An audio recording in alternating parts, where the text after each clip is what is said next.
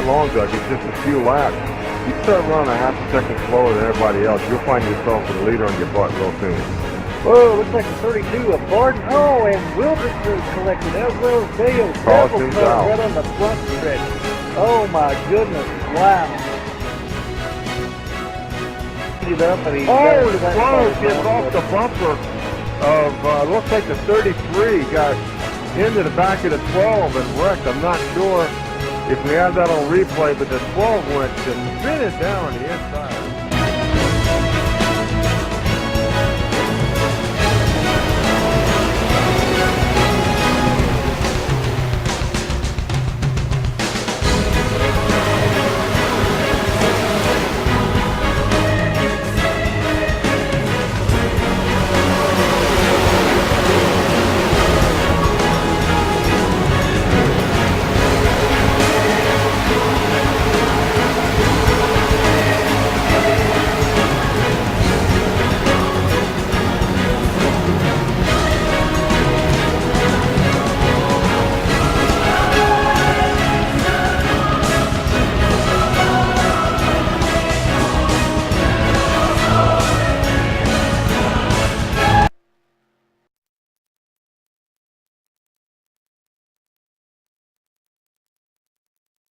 And welcome live to tonight's presentation of the Diamond Medical 500 here from Talladega Super Speedway in Talladega, Alabama.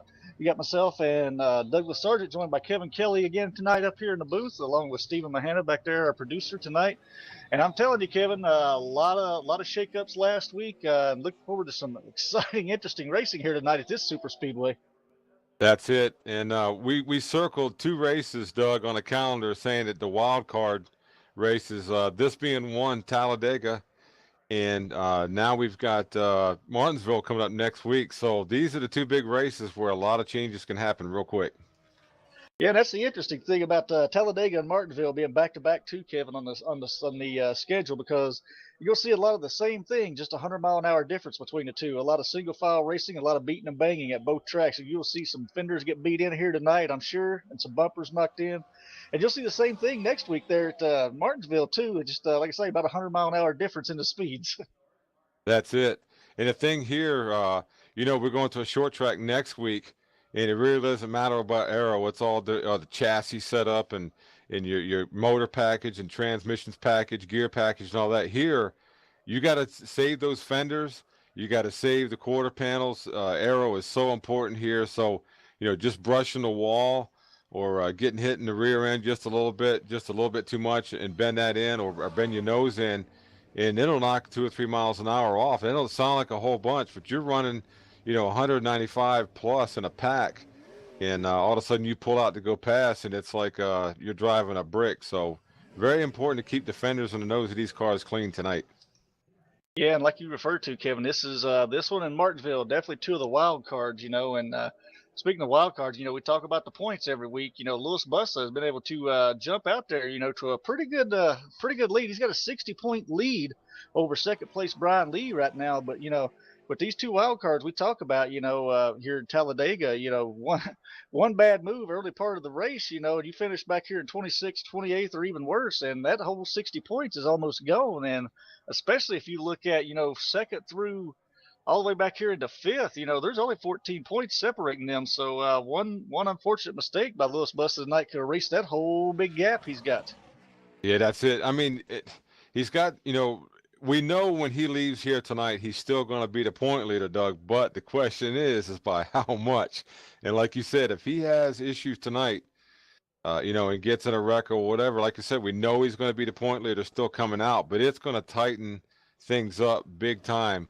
And there's a lot of guys in that top 5 in points right now, actually top 6, top 7, that have been running good week in and week out. So we're going to see what some of these young guys can do over here. Melton, Kelly Jr., McLucas has turned it on lately. He's a non-chaser, but he's right there running. You got Dale Reynolds, who's a 3-time winner here. So, I mean, there's going to be a lot of racing action tonight for sure. Yeah, and you mentioned that one young man right there, McLucas. He's been really coming on here as of late, qualifying tonight on the pole. So he'll be our TV Creative Designs pole award winner tonight. So let's see what he can do from the pole. But like we say, 60 points between first and second right now. Lewis Bussa, either way, is going to walk out of here tonight still the points leader, but just like you said, by how much. So this could be the wild card that really shakes up the standings too. I mean, especially if those second, third, fourth, fifth, so on and so forth, have a bad race too. They could find themselves, completely dropping out of that, hunt altogether, because right now those are about the top five realistically, going down to fifth place, 74 points out. They're really still fighting for it here, starting chase race number 6. But, if they have a bad night tonight, they can almost kind of forget about their chance here to chase too. That's it. And you know what I like about this track, Doug, is when it comes to Dega and Daytona, as we like to call them, basically you're relying on a little bit of help. And those guys that are your friends and helping you get to the front, towards the beginning of the race, they're not necessarily the guys that are going to be there with you at the end. So, people say, short tracks bring some tempers on. All it takes is to get hung out of the draft and get left behind a little bit, and you get drivers a little upset at each other. So, everything these guys are going to be doing at the beginning of this race, oh man, I'll push you here, we'll go there, we'll go here, and all that. You could throw that out the window with about 10 or 15 to go, and it's basically every man for himself. So it's going to be interesting. These races usually start out kind of boring, single file, this and that, but it builds. It just builds towards the end, and then at the end, all heck breaks loose. And that's going to be the interesting question to ask tonight too, Kevin. That's one of the characteristics here with this, with Talladega, is you've got to have a partner. You've got to have a friend to dance with, so to speak. You got to have 2-3 cars in a pack to make those cars go fast. You get left hanging out the pack, you're going to be 2-3 seconds slower than what the rest of the field is. So, I'm wondering to see tonight if we'll have any of those guys. I mean, we saw it back at Daytona, kind of lay back in the back, partner up 2 or 3 cars together and just kind of lay around the back for the first half of the race and then try to make a charge at the end. But, it could be detrimental if it goes kind of like it did Thursday night on the caution-free race. It could really bite them in the butt tonight. Yeah, that's it. And, pit strategy is going to be so important tonight. Because like you said, we ran a 94 laps Thursday night. Not one caution flag flew. Some people probably short pitted, figuring, I'm going to get a caution. I'll be right in this thing. But speaking of pits, Doug, this is one place where you can definitely win or lose it on pit road. You got to get on pit road quick without speeding. The biggest thing is getting on pit road without spinning out. We've seen a lot of guys through the years get on here a little hot and too much rear brake in there and spin out coming on pit road. And Doug, you go a lap down here, that's a chore to get back up. That it is, and I'm sure we'll probably see quite a bit of that tonight, like we just talked about. Guys getting down on the pit road, and you're coming from about 180, 190 mile an hour coming off of turn 4 and trying to get that thing slowed up to 55 miles an hour coming down on the pit road. And you got a little distance to do it, not a whole lot, but a lot of guys get a little itchy, especially you get into a pack, and guys start coming down into pit road and they may run each other over, or you may see some guys just completely, jam down those brakes trying to slow up, especially the guys in the back of a pack, trying to give everybody else room. And, next thing you know, they're around sideways and they're into that inside wall. And, that pretty much, you hammer that inside wall with the nose of that car, Kevin, and your night's pretty much over. That's it. And, the thing too, Doug, we're talking, on the pits. I really think tonight during the green flags, we're not going to see a lot of 4-tire changes. We're probably going to see rotation of tires on green flag. We're probably going to see rights one stop, lefts the next stop. And they can get on pit road, get 2 tires, and fill that tank up with gas in about 8 seconds. So, that's a lot shorter than the 13, 14 seconds pit stops that we're used to having. Now, that being said, of course, under caution, you'd be crazy not to take 4 tires, to come in and do that. But it's going to be interesting to see, these strategies, because I would say at least 85 to 90% of these guys coming in are going to take 2 tires and they're going to rotate. But, Doug, with that being said, we talked about getting on pit road. You got to make sure your braking is right, your bias is set up right, and you're not coming in too hot, because if you got it scheduled to go 2 tires, you come in and lock one of those tires up that you're not going to change, you could be in big trouble early. And that brings up to the next interesting scenario there with pit road too, Kevin. I was talking to a couple of drivers out here throughout the week, and some of these guys are talking about no tire stops. I know I talked to one driver, I won't give a name up, being the early part of the broadcast, but that driver ran on Thursday night, did not change tires the first 80 laps of that race or so, and said he was having hardly any tire wear because of, you know, the setup that he had under the car. So, you know, and he was telling me that, you know, with that he's able to get in and out of pits with just fuel, not taking tires, in 6 seconds. So, you know, you start talking about 2 seconds difference right there, you know, on pit road, and it may not sound like a lot, but when you talk about 2 seconds here at Talladega, that's a world. Yeah, and you know, we're talking the whole pit thing, and there's just so many strategies, Doug, that can really mess you up as far as track position out here. You know, we're sitting here saying how important it is to have help out there, but we know you got to come into pits with somebody else or a group of guys, or coming into pits does you nothing. Problem with that is you have a great stop, and the guy that you're partnered with has a bad stop.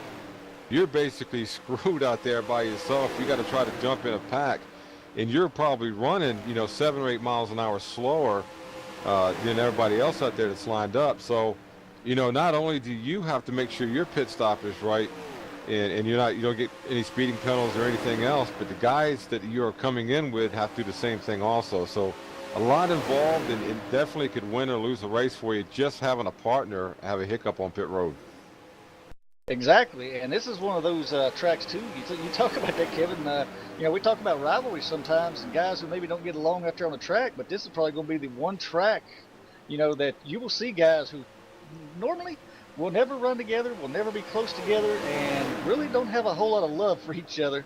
But you know, you get out there and you're running by yourself, he's running by yourself. Well, that hatchet's buried now. It's time to run together, because, like you said, 2 cars out here is a lot faster than 1 car, and you definitely want to make as much speed as you possibly can. So you're going to see guys out here who may start out with someone, you know, that they really trust, really like, even a teammate.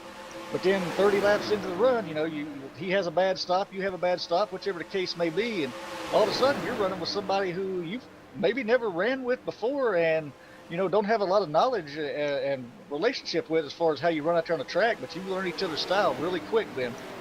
Yeah, and you know, the biggest thing too is, like you said, Doug, you might be stuck working with somebody that you don't necessarily, you know, like working with.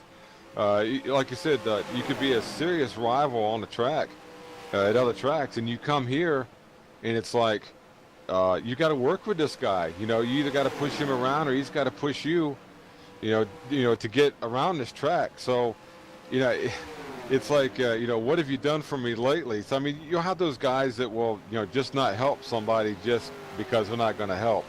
But you'll find yourself going to the back real quick, and it's all about setting yourself up here, you know, for the long run. It's a chess match, Doug. I mean, think about it. Everything that everybody's ever done to win one of these plate races, it all has to fall into place perfectly. And some of the best laid plans 2 laps into a race could be, you know, messed up for the entire race. So, I mean, there's just so many factors that can happen, but I'm not one of these ones that thinks you can lay around the back. I think you got to run up around the top 3 or 4 and kind of make your bed there and just kind of deal with it. But as we've seen before, Doug, you know, if somebody spins out in front, it swallows the whole field up, so I don't think you're safe anywhere. Yeah, that's the one thing we haven't spoken about so far tonight, Kevin, is that exact thing right there. You know, everybody refers to it as the big one. You know, when is it going to happen, and how many cars will it take out tonight? You know, because just like we talked about earlier in the pre-race show, you could be riding along in good position, running with somebody that you're really comfortable driving around, and you come out of turn 3, you come out of turn 4, just wherever the case it may be, and there's 10, 12 cars sideways in front of you, and you got nowhere to go. Yeah, it's like I said, it's such a fun track, and you know, you hear some people saying it's like driving on a razor blade at nearly 200 miles an hour, but you know, that's just how it is. These cars, you can set them up as comfortable as you can make it for yourself, but when you get in that air, you know, Doug, you get bounced around, your car starts swaying all over the place, it's acting funny, you can actually make people loose underneath of you and everything else, but it's one of those deals, man. You just got to hang tough, and I really think you want to be out front because of the downforce. I mean, that way you make sure you get maximum air down in the front of that car, and you're able to turn it and not getting loose or anything else. But yeah, it's just one of those deals. You know, you've got to put your car in a safe situation and yourself in a safe situation. So if the big one does happen, you know, you're in a good spot. But like we said, it's Talladega, and anything will happen here. Yeah, anything can and most likely will happen here at Talladega. You know, it's one of those tracks where, I mean, even we see it out there, you know, right now in the final practice session, guys are jockeying around all over the place, and we've seen a few spins and a few bumps already. So I think we got a lot to look forward to tonight. You know, a lot of laying the old chrome bumper, so to speak, the chrome horn, so to speak, will be used a lot, but not like in the tip ascensions that we always talk about, you know, because there's going to be a lot of pushing, a lot of beating and banging, and, you know, you got to be extremely careful when you're that guy that's behind pushing the guard in front of you, because you get those bumpers lined up just right, but you move to the left or to the right, you know, a couple of inches, it could possibly move you in the wrong direction and spin the guy in front of you, or cause you to check up an entire line, you know, of 6-8 cars. So it's going to be interesting to watch here tonight, Kevin, just how many cars do pan out, the ones that try to break away, the ones that try to chase them down. And just like you said, it is a chess match a lot of times here at Talladega, so it makes for some interesting racing. Yeah, and you know, one thing that we did leave out, Doug, that I think is a major key to this race, tire wear, like you said, you're not really worried about that. It's the guys that are going to be able to figure out fuel mileage and how many laps they can run. I mean, we've seen this go to fuel mileage before, and some guys are geared just a little bit different and able to run, you know, a few more laps. So that could be the key too. But I really think the fuel mileage might play a factor here tonight. Yeah, I would have to agree with you there on that, Kevin. Fuel mileage will definitely be a factor here tonight, and we've seen it before, guys who run out of fuel right there on that last lap, you know, and it goes from hey, I was going to win the race to dang, I finished you know, 19th, 20th place. So, you know, I'm sure fuel mileage is going to be a big strategy out here tonight, especially if you're the guy that can get that better fuel mileage than the rest of the field. You know, you start knocking out 1 lap, 2 laps more than everyone else and can catch breaks just right to be able to get back in with the draft. It's definitely going to help you. But you know, let's get back to some racing here right after we get the national anthem queued up here, and we'll be back live from Talladega. Oh, say, can you see by the dawn's early light what so proudly we held at the twilight's last gleam, and bright stars through the perilous fight o'er the ramparts we watched were so gallantly streamed, and the rocket's red glare, the bombs bursting in air, gave proof through the night that our flag was still there. Oh, say does that star-spangled banner yet wave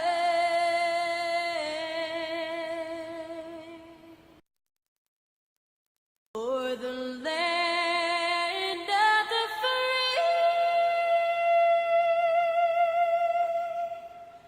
and the home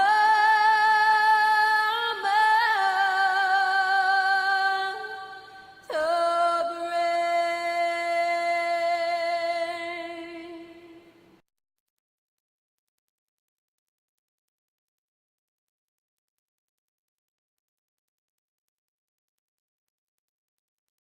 And welcome back live to Talladega, Alabama, to Talladega Speedway, and tonight's presentation of the Diamond Medic 500 presented by NuffWORLD TV. Got myself, Douglas Sargent, up here in the booth, joined by Kevin Kelly, and behind the booth we got Stephen Mahana back here with production crew, bringing you all the great shots you'll see here tonight. Getting ready to go for 188 laps of white knuckle, foot to the floor racing here at Talladega, Kevin. That's it. You know, very rarely these drivers get to hold it wide open, but they're going to get this shot tonight, Doug. Right, they are. And let's kind of take you through the starting lineup here tonight. Of course, we referred to it earlier in the pre-race show. Sitting on the pole tonight's TB Creative Designs pole award winner, Justin McLucas, in that number 04 machine. Starting on the outside of him will be the number 3, ever constant Louis Bussa, excuse me. Starting out in third position will be the 06 of Rod Partridge. Starting in fourth place will be the 78 of Chris Melton. Starting in fifth place will be the 15 of Darren Binge. Starting in sixth place will be the 29 of Jeremy Enix.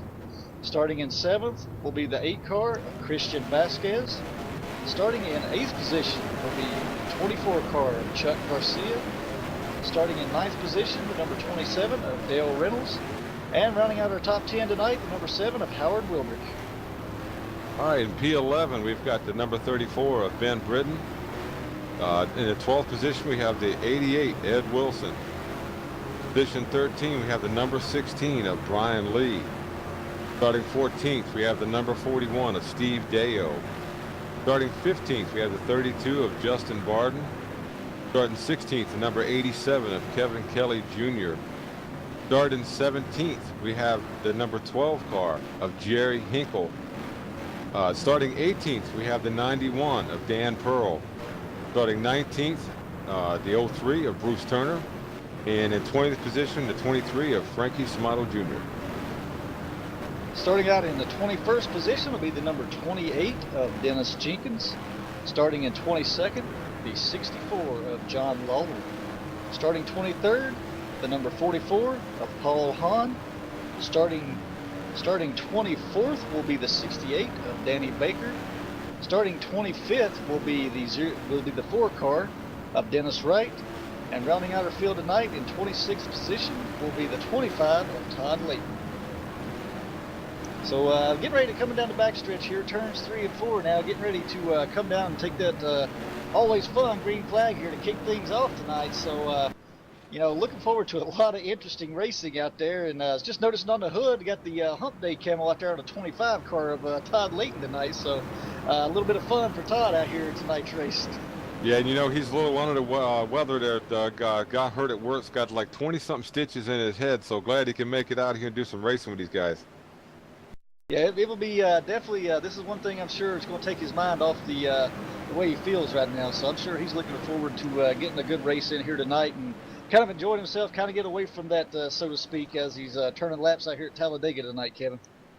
That's it, as we're coming to the very unique start-finish line here at Talladega. Got a whole straightaway to race this thing out. We're going green.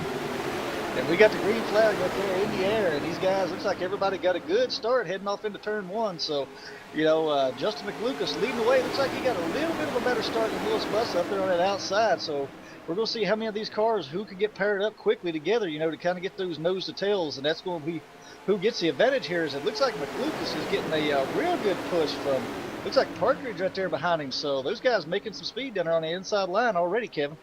That's it. And I'm looking at the 3 outside. And I'm looking at the 8 back there of Christian Vasquez, and the 03's back there somewhere. Look for those 3 to get hooked up, Doug. They usually run together at these plate races. I'm looking for them to get hooked up here and probably, you know, try to get to the front and pull away from these guys. Yeah, I've heard a lot of guys say out here that 8 car of Christian Vasquez is probably one of the, they refer to him as probably the best pusher out here on the track, as he looks like he's about to line up now behind that 3 car of Louis Buss, just like you were talking about a little bit earlier. But I've heard a lot of guys say that Christian Vasquez is one of the best guys to have behind you pushing if you want to make your way to the front. Seems like he has a knack to know exactly how to, when he can get in, when he can't, and exactly how to push you up towards the front.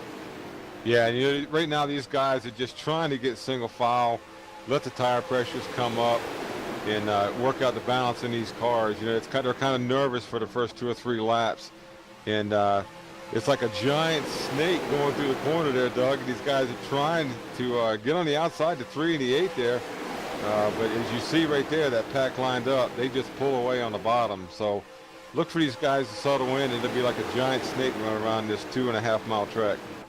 Yeah, I was about to say there a little bit earlier there, Kevin, and that 32 with Justin Barton, he was riding right there in that middle groove, and looks like there was, two grooves. The one, the outside lane up in that high line, the inside lane. Looks like he was kind of stuck there in the middle. He's been able to get himself back into position now, running right there in front of that 24 car of Garcia. But excuse me, that was the 29 car. Excuse me.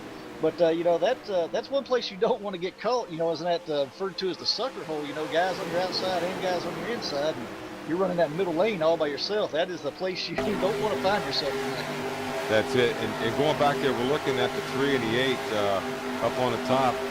Their teammate in the 03 back there, Bruce Turner, is sneaking his way up there. And like I said, Doug, I would not be surprised if that 03 gets latched on to the 3 and the 8.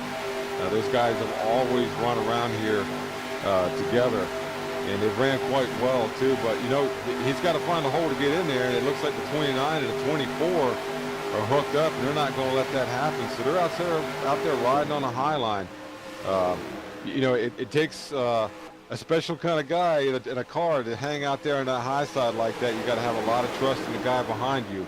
So kudos to those guys keeping it clean right now.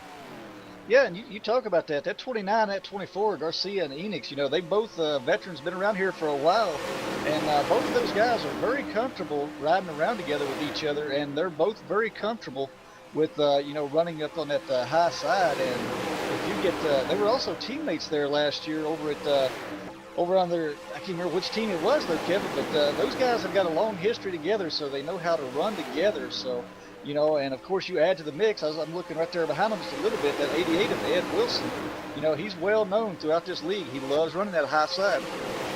Yeah, Doug, looking at the 29, I'm not sure if he's got some issues. He is dropping back like a stone. So not sure what's going on with him unless he thought, man, it's getting a little bit crazy up there. I'm going to drop to the back and try to save my piece here.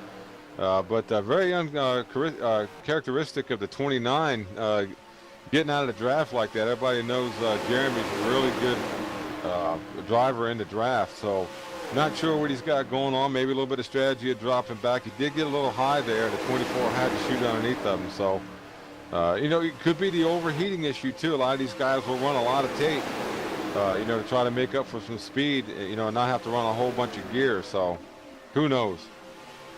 Yeah, that might be one of the things too, Kevin. You talk about that tape. This is with this simulation, the way it's set up. You can go out there and run that 100% tape during a qualifying session, and I didn't see Jeremy go out there and run any practice laps. So it may have been one of those things. He forgot to go around the hood of that thing and take some of that tape off. So he may have ended up starting with a little too much tape and have to make a early pit strategy there to fix that. But yeah, either way, something definitely is amiss with that car, so to speak. Yeah, that's it. And everybody's kind of feeling each other out right now. And it's like, I'm really surprised these guys have hung out on the outside as long as they have. Not that they can do that. It's just the unknowns. Somebody on the bottom there gets on that apron, and the first thing they're going to want to do, Doug, is go up to correct that thing, and you're going to get collected. So I've learned never really to question the 3-car strategy. But they're hanging tough on the outside. Man, the 7 gets really close trying to get a little bit of draft off of that 3.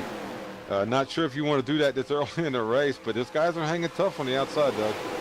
Yeah, I think that 7 car of Howard Wildrick may have been wanting to move up into that outside line there in front of Lewis Bussa, but just didn't have the room there, Kelly. And you're right, they came really close to touching right there. And we talked about that during the pre-race. It could be one of those things, not of your own doing that takes you out of the race altogether. So that was one of those things we talk about, it was just about a mishap right there. Even the 32 was moving up just a little bit there on Lewis. So looks like Lewis may be trying to get down on that inside, though, as close as he possibly can. I know there's a lot of drivers talk about if you can get down on that inside line, if you're on the outside, you can get down close to that inside line throughout the corners, and you can kind of steal some of that draft, so to speak, and slow them down and pull yourself around. So that might be what Lewis is trying to do now at this point, because he looks like he's starting to lose a little ground on the front of that pack.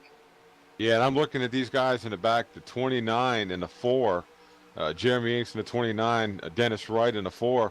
It just might be a little bit of design here. The 4 is just hanging on to the draft just enough to sniff it and stay right there, and so is the 29. So they probably can't believe that it stayed too wide all this time, as we've been into this now for looking at 7 laps. But it's funny, you know, Doug, 7 laps here feels almost like 20 because, like you said before, you've got your hands wrapped around that steering wheel and you're just trying to settle in. Next thing you know, you got a guy on the outside of you trying to run as hard as he can. Yeah, like it might be by design, like I say. And I'm sitting here looking at my notes now. We talked about Jeremy Enix was over on the UMFM team last year. Him and that 24 car were teammates, but you know, Jeremy left UMFM last year and moved over to Smoke Racing Inc. Now, him and that 4 car, you know, they are teammates this year. So, like you said, Kevin, it may very well have been a strategy play right there that Jeremy dropped back like that to stay with his team owner over there, that number 4, Dennis Wright. So it could have been designed to kind of happen that way to get those two back there together. They may have a strategy already, you know, worked out before the race started on where they're going to run. Yeah, you know, just in front of 29, a couple cars there, Doug, the 91, almost 2.5, 3-year absence, just shows up and wants to go plate racing in the 91, trying to make a comeback in the VSU Cup. Haven't talked about Dan Pro in, like I said, 2.5, 3 years, but here he is, seems to be just riding along right now. Yeah, he's riding along there, currently being scored in the 19th position, you know, so 9 laps now down in this race. So, you know, he's up there also running at high line, which, you know, is kind of interesting, like you said, with the absence he's had, you know, for 2.5 years, you know, to be up there running on that high line. And looks like he's fairly comfortable right now. It looks like he didn't miss a whole lot with that absence. So time will tell, of course, as this race lines on. You know, 9 laps into the race, 10 laps is one thing. You know, you start getting in 130, 140 laps, that's when, you know, kind of things will start to tell on themselves. Yeah, and you know something, I cannot believe, Doug, that we are still 2 wide, and they're basically in the same spot that they were, you know, just behind the 7 of Howard Wildrick there on the bottom. And, you know, those guys aren't losing any positions, but they're not gaining either. So they're fighting for every position. I really thought coming up on 10 laps into this race, we would be single file running around here right now, but the 3 and all of his buddies behind him have definitely got the high line singing right now. Yeah, that high line, it looks like it, you know, if they get those cars a little bit closer, it looks like there's a little bit too much of a gap right now to really get it moving like it needs to be, but they are starting to make some headway back now. They're moved forward about 2 to 3 more cars there, as they're definitely making a charge now. They got the big group up there on the high line, you know. Looks like they got about 6, maybe 7 cars in that group. So if they can keep that 6, 7 cars, you know, up there in that high line in a group like that close together, Kevin, they could easily make a run at that bottom line and back up towards the front in a matter of a few laps here. Yeah, and I'm looking at CDO3. It looks like he's trying to get in there with his teammates, but there's just nothing he can do to get in there. Looking back at the 41, he just fell off the pace. Not sure if he's got anything mechanical going on or not, Doug, but the 41, basically hearing from pit road now, he made contact with the 25 car, had to get out of it. So good job there. He's going to tuck back in behind the 29. All kinds of action going on here as the 41 going to try and slingshot the 29, but I just think there's too much draft for that. You need to pop back in line before you get left. That's for sure. Yeah, because that's a definite, Kevin. Like you said, you know, if you look just a little further behind those guys, you know, we talked about Enix was dropping back a little earlier. I'm not sure what happened there, but that 4 car of Dennis Wright is about 3 seconds back from that group we were just looking at. We were just talking about right there. I'm not sure if maybe something happened to him, but he's out there running all by himself. Very lonely feeling right now, as he's got that big pack up there in front of him. He just continuously watch him pull away. But he does have a little I guess, saving grace, so to speak, as there's a 3-car pack of Paul Hahn, Dennis Jenkins, and John Lawler about 3 seconds behind him, 3 cars. So he may be able to jump in, you know, with that little group right there, make it a 4-car pack, and at least be able to, you know, make up some speed and such. So, but interesting that Dennis Wright would fall back that far this quick. Yeah, and you know, it's such a helpless feeling when you lose touch with the draft like that. It's like you got it floored, you're not making up any ground at all, and you know, you're starting to lose that draft, and it's like, you know, you start panicking a little bit, and then you start talking about short pitting and stuff like that. You got to talk yourself out of stuff like that. You just got to hang with it, and like you said, there's a pack back there. But speaking of making up ground, Doug, The 3, the 8, the 24, 88, and 25 actually have made up a little bit of position here. They were, pretty much even with the 7 a couple laps back, and they pull right outside the 16 now. So it looks like these guys, as we say that, here comes the 7 again, but they're able to get a good run coming down off the corners. And as we see right there going into the corner, they're able to maintain that position. They'll actually gain a little bit coming down the backstretch. So maybe these guys are figuring stuff out for later on in the race, but they're lined up pretty good. They're not laying down on the outside. It'd be so easy just to pull in, but they're making it work out there. And just as you say that, Kevin, you talked about it a little bit earlier, that 03 has just pulled up into that outside line to join that outside line too. So we got a lot of guys up there in that high line too that are teammates right now. So that it looks like that outside line was starting to grow there for them. A couple cars are now ducking back to that inside, but they got about 6-7 cars, and they get them lined up just the way they want them. I think they can make that outside line purring once again. Yeah, we were just talking about the 4 car losing touch, and he was 3 seconds back, Doug. Just that quick, these guys running nose to tail. He is 9 seconds back. Now, whether he dropped back a little bit to try to pull these guys, up to him, that second little pack there, or he just dropped back.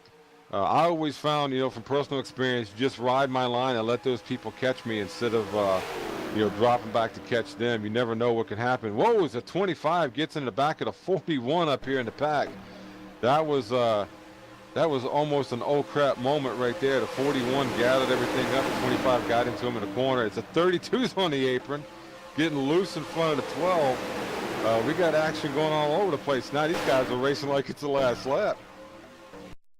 And if I'm Dennis Wright, those guys back there, had lost touch with the pack, that's kind of what I'm looking for. These guys to fan out a little bit, and such. But at the same time, as those guys do that, the same thing's happening. Those front runners are McLucas and Partridge. I mean, those two have been just glued nose to tail ever since we dropped the green flag here. And it looks like they're very content on where they're at. But, these guys start racing along behind them as we start to see a little separation on that pack that's down the inside from that. You start seeing that, that little bit of bobble right there will cause these guys to lose the draft altogether. And next thing you know, you go up that pack fanning out even bigger as we start to see a gap develop from about the 7th, 6th, right in front of that number 7 car of Howard Wildrick there. Yeah, the 25 is just beating the bumper off of the 41 back here, and I don't know how much more they're going to be able to put up with that. It's actually upsetting these cars a little bit. And some of these guys are starting to lose touch with the draft just a little bit. You got the 87, Kevin Kelly Jr. there. He needs to tuck up in there and try to stay in that draft. Doug, all you got to do is lift for a second here, and you can lose the draft. Kind of wonder if that's what happened with Dennis Wright earlier.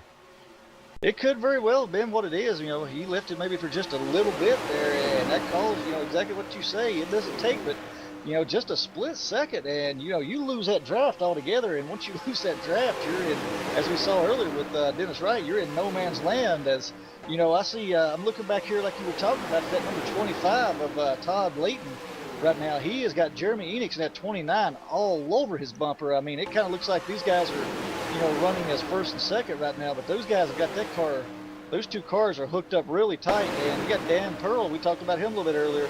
He's just kind of trying to hang on to their draft right now. Looks like he may have got caught up in a little bit of that too, lost the draft there, but he's just barely hanging on to these two cars as Enix is really laying the bumper to Layton, trying to push him up through there. Yeah, the 29, I think he had the lift when that whole incident happened with the 25 and the 41. Like you said, all you got to do, as Doug, these things are restricted. You're talking 850 horsepower, and it knocks them down to about 450 horse. So, when you smack that throttle to get back into it, you don't have all that power, that you have, unrestricted. So you got to keep these things wound up, and you really don't want to lift off of the throttle. That's why you see a lot of guys will drag the brake instead of pick that throttle up, because it just takes so long to get them wound back up, sometimes a lap and a half. So, we wonder sometimes why accidents happen and people get run over. They can't afford to lift. They try to drag the brake before they'll lift off the accelerator for sure. And I tell you, Kevin, I'm real impressed though with this pack up on that high side. I mean, they are not giving up on it. They are about, 5 laps, 6 laps later, they're about where they were at. They made some headway, had to lift a little bit, and then they had to get back in it. But they are still right there, right close to that 7 car. So they really haven't lost any difference there. So, not a bad deal. And they're committed to this outside line. And, if they get enough cars up there, I think they can make it work. But right now, that inside line with that pack they've got after everybody lifted, that separation that's happened, it looks like, these guys are starting to move away from and starting to separate these packs now. Yeah, and like you were saying, committed, Doug, they had the chance, at least for the last 2 laps now, to just pull down low and ride along, but they are committed to that outside. So it just shows what they're thinking. They're thinking this groove is going to come in, the second part of this race. And right behind that, we got the 12 and the 87, do a little tandem draft, and they're making up some time here. We hear somebody up front smoking, Doug? Yeah, I was just watching there as they went into turn 3 there.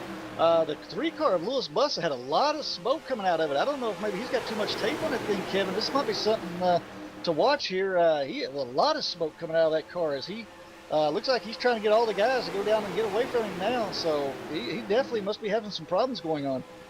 Yeah, and Doug, you don't want to hurt that motor early, because if you overheat, the water's one thing. On their pit stop, a caution or something, we can, they can put more water in this thing. But the biggest thing is the oil temperature. You get that oil temperature hot, and what'll happen is you break down the life cycle of that oil, and then, later on, it won't have the protection of that motor that it had before, just because it's chemically broke down from the heat. So you got to watch out for that. You don't want to overheat these things early. When it's 4 or 5 to go, you can mat it out and just go for it. You don't care. It's going to blow. You're going to go or blow. But this early in the race, you want to take care of that motor for sure. Yeah, and that's going to be something. That's going to be something very interesting to kind of watch throughout the night too, Kevin. I mean, he was the first car in that group, so he was definitely getting the most air of everybody that was in that group he was running with. And I think all those other drivers kind of saw that. They jumped down on the inside line, and Lewis fell back a few positions, but now he's 7th, 8th, 9th car back in that pack right there. So that means he's going to get even less air into that radiator, being that far back, and being that dirty air as we refer to it. It might be something to watch, continuing story that might be developing with Lewis Bussa tonight, and could be detrimental before it's all over with. Yeah, and the biggest thing I think what might have been with that too is, even though he was out front, he's breaking the wind for those other cars and stuff. The way his car is set up, maybe, with somebody pushing him like that, they were just a little bit too much. He was redlining a little bit or something like that. I would say probably next pit stop he might drop that tape down just a little bit. But right here where he's at, he could run 3/4 throttle, and cool that motor back down, and then run wide open when he needs to, and kind of regulate the temperature that way. Like you said, being out front, you think you'd have all the air, and that's true. But he had that thing wound up. And one thing we got to remember too, Doug. The shortest way around this track is around the bottom. So if you're running the middle or the higher groove, you're twisting that motor just a little bit more of RPMs than the guys are on the bottom. So that might be something to look for at the end of the race, like you were talking about. Yeah, it's very. There's a lot of scenarios to play out before this is all over with, and that could be an early warning, or it may just be something. Maybe that first one comes out is looks like these guys have pretty much stayed fairly well single file here. So in the first little bit down an inside groove. So these guys are definitely sticking with that. But I was noticing out there, we talk about people being committed, a little bit earlier during the race, and I noticed after everybody jumped down on that inside line, after Lewis Bussa and that 3 car started smoky, Ed Wilson even stayed out there, up on that high line all by himself, so that shows you the level of commitment Ed's got to that outside line, hoping somebody else would come back up there with him and go with him, but never got any help, and then finally had to drop down into that inside line right now, running behind his teammate 24 Garcia back in 10th place. Yeah, and nothing's changed up front, Doug. They've stayed the same since they got settled out. So they're running up on some lap traffic right now. 68 of Danny Baker, just outside the 87 there. But we're about 18 laps away from pit stop, so it's going to be really interesting to see what kind of changes these guys are going to make on these cars right now, especially the 3-car. That's got to be a little concerning, like you said, that was blowing that much smoke for as long as he did. You know, hopefully he got that thing cooled off, and just sitting there riding right now, just trying to keep it cool till he can come into pits. But got to be a scare early for the 3-car on that one. Yeah, and like you say, I mean, he's laying off. I mean, he's not, you know, he's not feeling it, I think, right now. You know, getting up on the back bumper, somebody, he's leaving that, you know, he's leaving that bit of room right there between himself and that 88 car, so he can try to get as much air as he possibly can down there on that grill right now. But you know, like I say, this front pack, you know, these guys are pretty much, whoa, his partridge moves around just a little bit right there. Looked like he was about to get left out of the draft himself as he came off of turn 2 there, moved a little bit high, but had just enough to get back in there, just enough room. But this front pack, like I say, they are really moving now, and they've got, looks like, gosh, about 18, 19 cars or so, 18 cars in that front pack right now, after they had to, you know, all move down into a single file, make sure they can get around the 68 of Danny Baker, who's first car to go a lap down tonight. So, you know, and Baker is desperately back there trying to hold on to that draft as best he can, you know, and keep up this lead pack to keep himself in that lucky dog position should a caution come out. But looks like Steve Deo has moved up on that outside line now a little bit, Kevin. Yeah, you know, I've been watching the 34. Now, the 34 was one of those guys that was up front in that lead pack there for a while, and he kind of slipped to the back. You know, don't know what's going on with him, but we're right around 15 laps from pitting. And one thing that I've noticed about here, a lot of guys don't like a lot of cars behind them when they come to pit road. So maybe he's moving himself in for a little bit of strategy, saying, look, okay, it looks like it's going to go green here. I don't want to get run over. I want to be able to get on the pits and not have to worry about anything. And Doug, you know, one of those things that, you know, you want to be on pit road and by yourself, and you need help. That's obvious. But you want to be on pit road with the people that you know are going to help you. You know, some of these guys will either pit, you know, a couple laps early or pit a couple laps late and try to stretch that fuel mileage. The only problem is you stretch it too far and a caution comes out, you might be running on fumes. So you got to plan it right, getting on pit road, but there's got to be a lot of nervous guys also wondering, okay, who's going to be that guy that's going to be in front of me that's going to spin out getting on pit road, and I'm going to get collected in it. So a lot of nervous guys down here on pit road. Yeah, I'm looking back, Kevin. You know, we talk about, we referred to it early during the race, but, you know, just what a difference the draft will make out here at Talladega especially. I'm kind of doing just a follow-up on one of the things you talked about a little earlier, a guy making a return here to NuffWORLD Racing, you know, here at number 91 right now, of Dan Pearl. You know, he completely has lost touch with that draft altogether. And, you know, we talked about him back about 15 laps or so ago. This young man has fell back to over 20 seconds from the leaders right now, and losing constantly about 2 seconds per lap. And if you look a little further behind him, because he's got not a whole lot of help coming right now, but if you look at the next car back, that 64 of John Lawler running in 25th position right now, he lost the draft about 10 laps or so ago, and he's currently shown in 25th position, 36 seconds back from the leaders right now. So kind of gives you an idea, you know, you lose that draft, just how badly it will affect you. Yeah, and you know what? You go into panic mode. It's like, oh, man, I'm so close to a pit stop and this and that. And this is one of those situations where you got to pull something out of your hat. Okay, I'm 36 seconds down. You know, what do I need to get myself back in contention here? You know, sometimes when it comes to this, you got to come up with some weird pit strategy. You know, maybe coming in right now and just taking a half a can of fuel or 1 can or something like that, no tires or whatever, just to get you enough, you know, to go out there and hang around and get racing with a pack. Even though you're a lap down, you know, you put yourself in a situation to be able to take the wave around or possibly get the lucky dog. So, you know, basically it's one of those deals. When you go a lap down here, it's not like the other tracks. It is so hard to make up a lap here.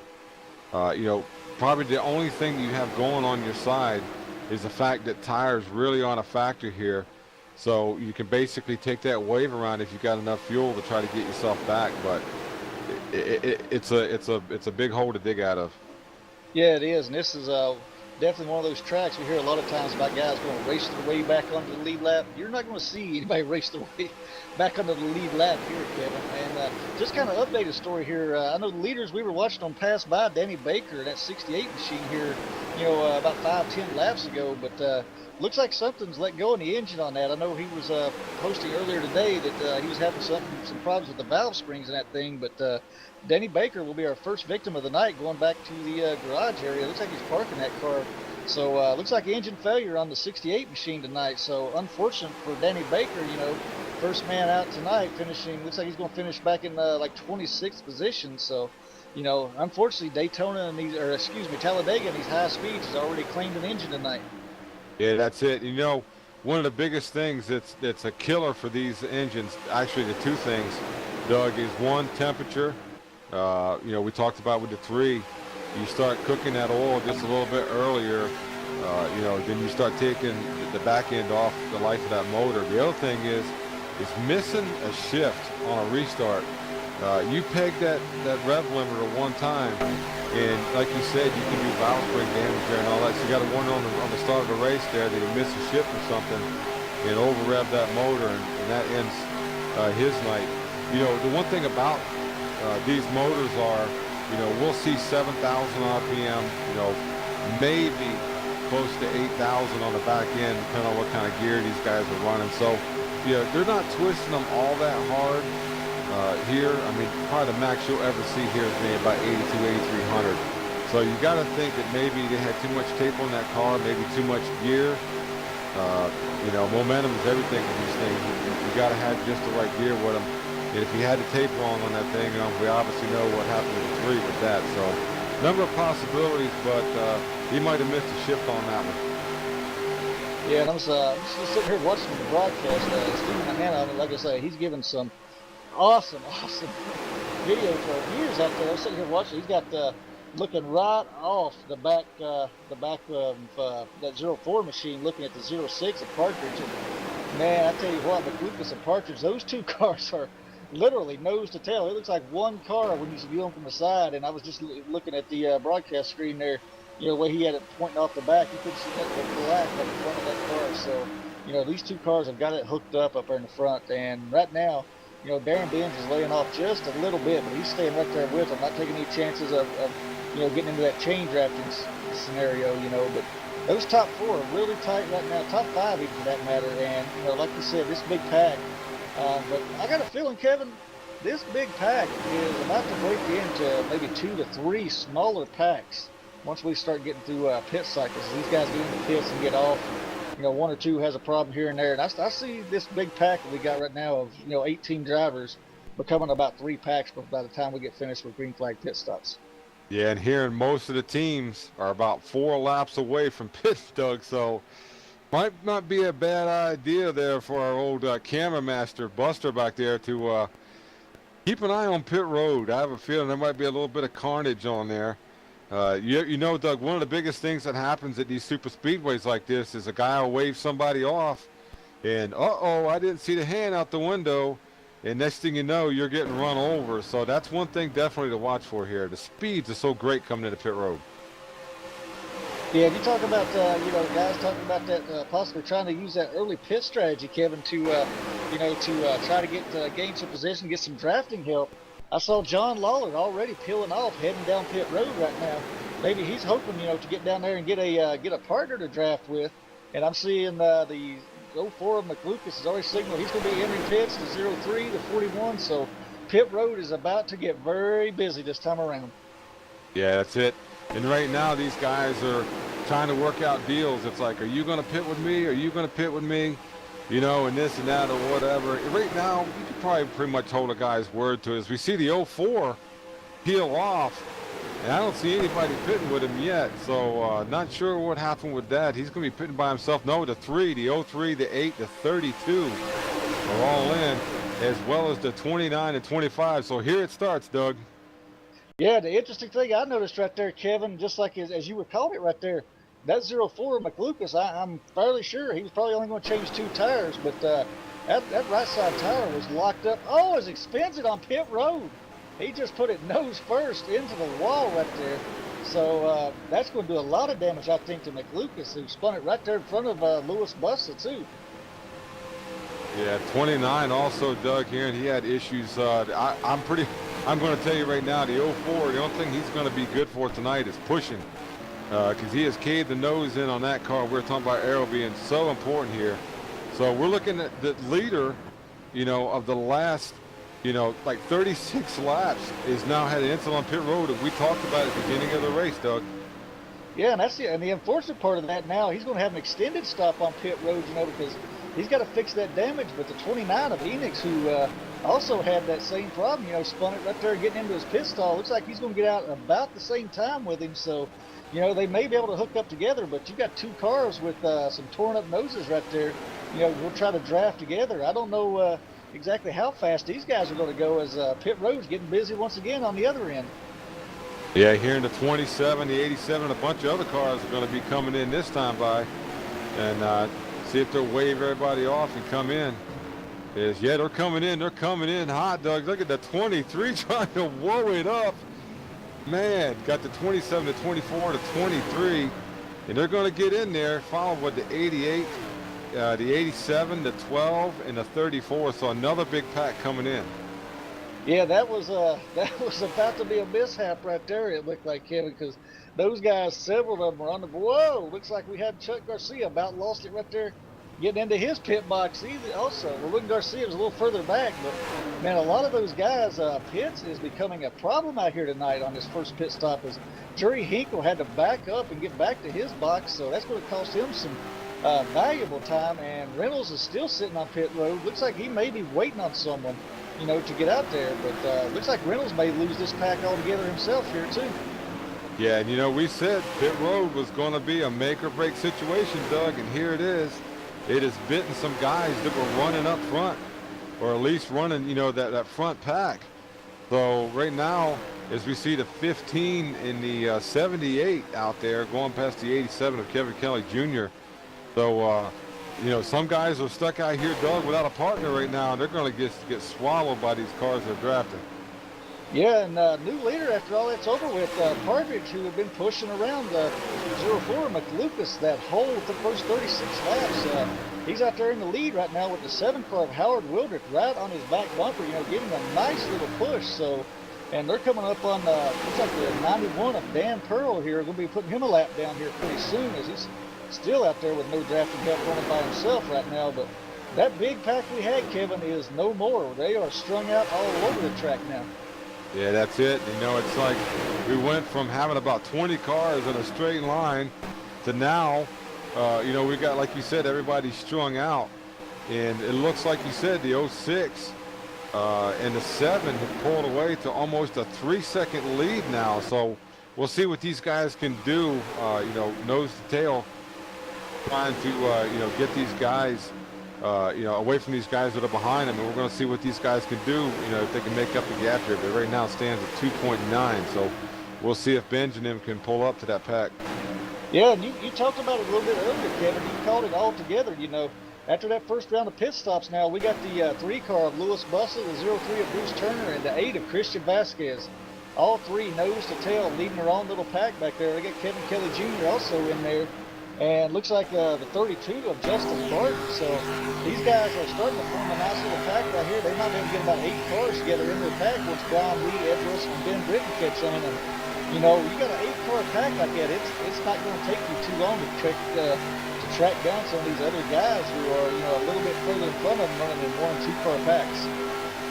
Yeah, just getting a word from pit road, Doug. The 27, when they dropped the jack, he stalled it on pit road. So he is now 13 seconds behind. No one really to draft with. They put tires and fuel in that car, dropped it to go, and he stalled it, Doug. So that's disastrous this early in the race. Yeah, that's very unfortunate break for that 27 of Reynolds, for that to happen. And unfortunately, it looks like he's smoking right now a little bit too, coming out of turn 4 there. Saw a little smoke coming out of that car, Kevin. So Not sure if maybe he spun the tires a little too much right there. Yeah, you know, again, this could be one of those deals.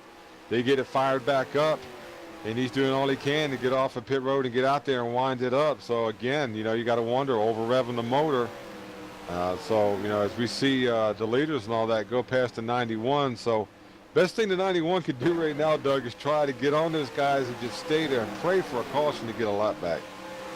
Yeah, that 91, he was hanging on there for quite some time, you know, able to stay in the draft and stuff. But after he lost that draft, he just hasn't been able to, you know, he hasn't been able to get back into a good drafting situation, get a couple of partners. But, you know, he's definitely, not the night he was definitely looking for after that long absence here from NuffWORLD Racing. You know, to come back tonight and find himself, you know, a lap down at Talladega after, you know, 43 laps. But I'm kind of looking just behind Pearl there a little bit, but that pack is starting to catch up to that lead pack. But tell you what, Kevin, let's step away here for a quick commercial break and come back with some live green flag racing from here at Talladega, Alabama, in the Diamond Medical 500.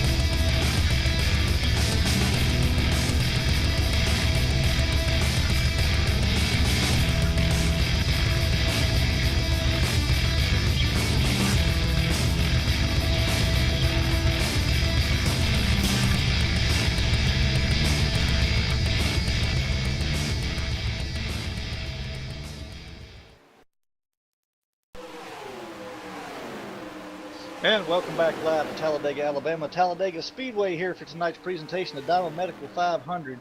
You know, Kevin, while we were away, you know, that second pack we talked about being led by Lewis Bussa has been just slowly inching their way back up towards that front pack and our leader right now. So, you know, I think it's going to be just a matter of laps here before that second pack gets up there with that first pack, and we're going to have a big bunch once again.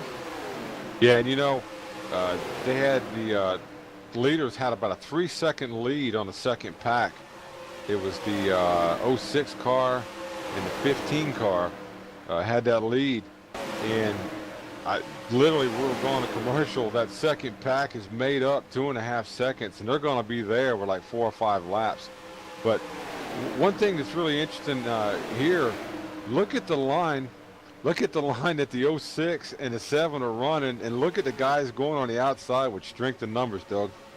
Yeah, Darren Benz leading that pack. You know, they found their way up there with that 4-car pack and just moved right up on that high side there. And now they're running 4-car pack up on the high side, and looks like Partridge is going to be overtook here before very long, because the 4-car pack here at Talladega is just going to outrun a 2-car pack any day of the week, Kevin. And those guys are going to make it happen up on the high side. It looks like Wildrick kind of lost touch there. No, he's going to pull up on the inside. He's leaving Partridge.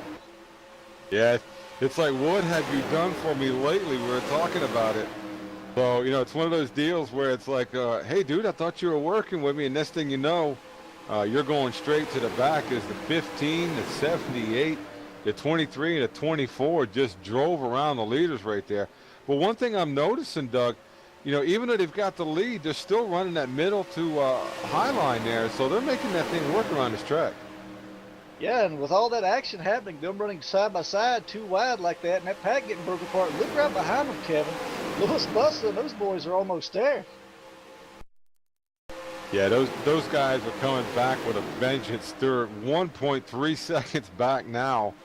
And the thing that I like about the second pack is being led by the 3 is they're staying pretty tight. They're not doing chain drafting. What that chain drafting does a lot of the times is it ends up making the cars run slower. If you can get 2 cars hooked up in the front and stay pretty close with the rest of the cars behind and just stay in a straight line, you'll actually run a lot faster, you know, than chain draft. And these guys are very disciplined about it as they knock another 2/10 off. So, like I said, I think 4 or 5 laps, these guys will be knocking on the door for big time. Yeah, and Rob Partridge, after you know, after that group got by him, he done the smart move. He tucked right in with that pack, and you know, he's going to draft with him. He's got there. He's let him a few laps now. He played a smart move right there. He tucked right back in with him, and he's going to run that front pack's groove. But that second pack is, even with that pack forming now up in front of him, you know, that second pack right there behind him with Lewis Bussa and Bruce Turner, Christian Vasquez, Kevin Kelly Jr., Justin Barden, Brian Lee. They are knocking off about 1/10 to 2/10 every lap. So, you know, they're going to get there. And it's going to be interesting to see if Lewis tries to stick with that high line this time, just like he did the last time, as we saw when he was trying to move forward at the early part of the race. Yeah, and you know something, Doug?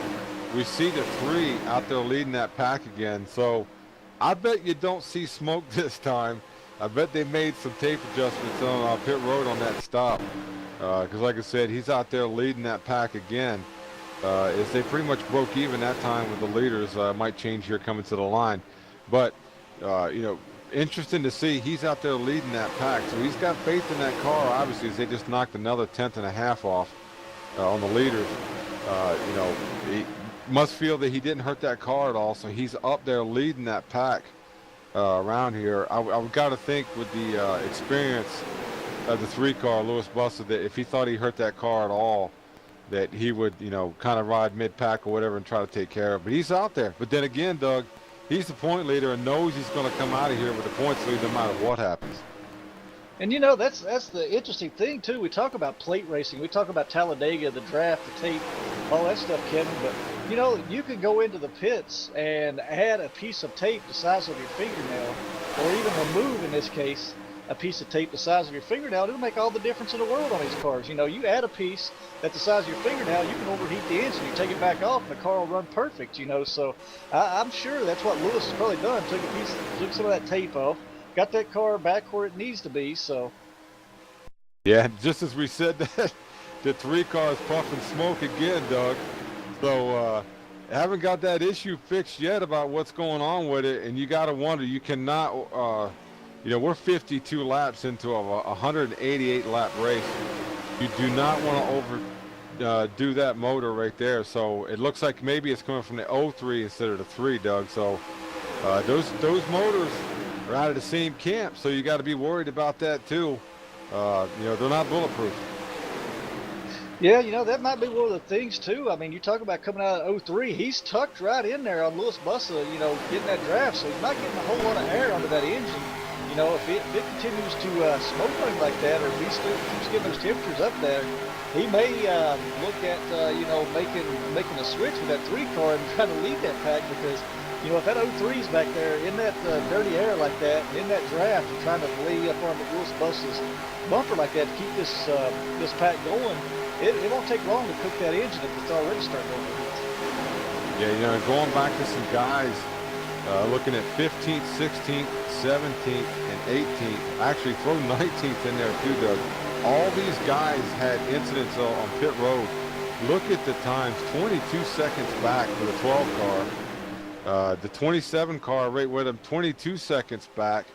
You know, they're almost a half lap down, and we're not even Looking at my notes here, we're just about halfway into the fuel run.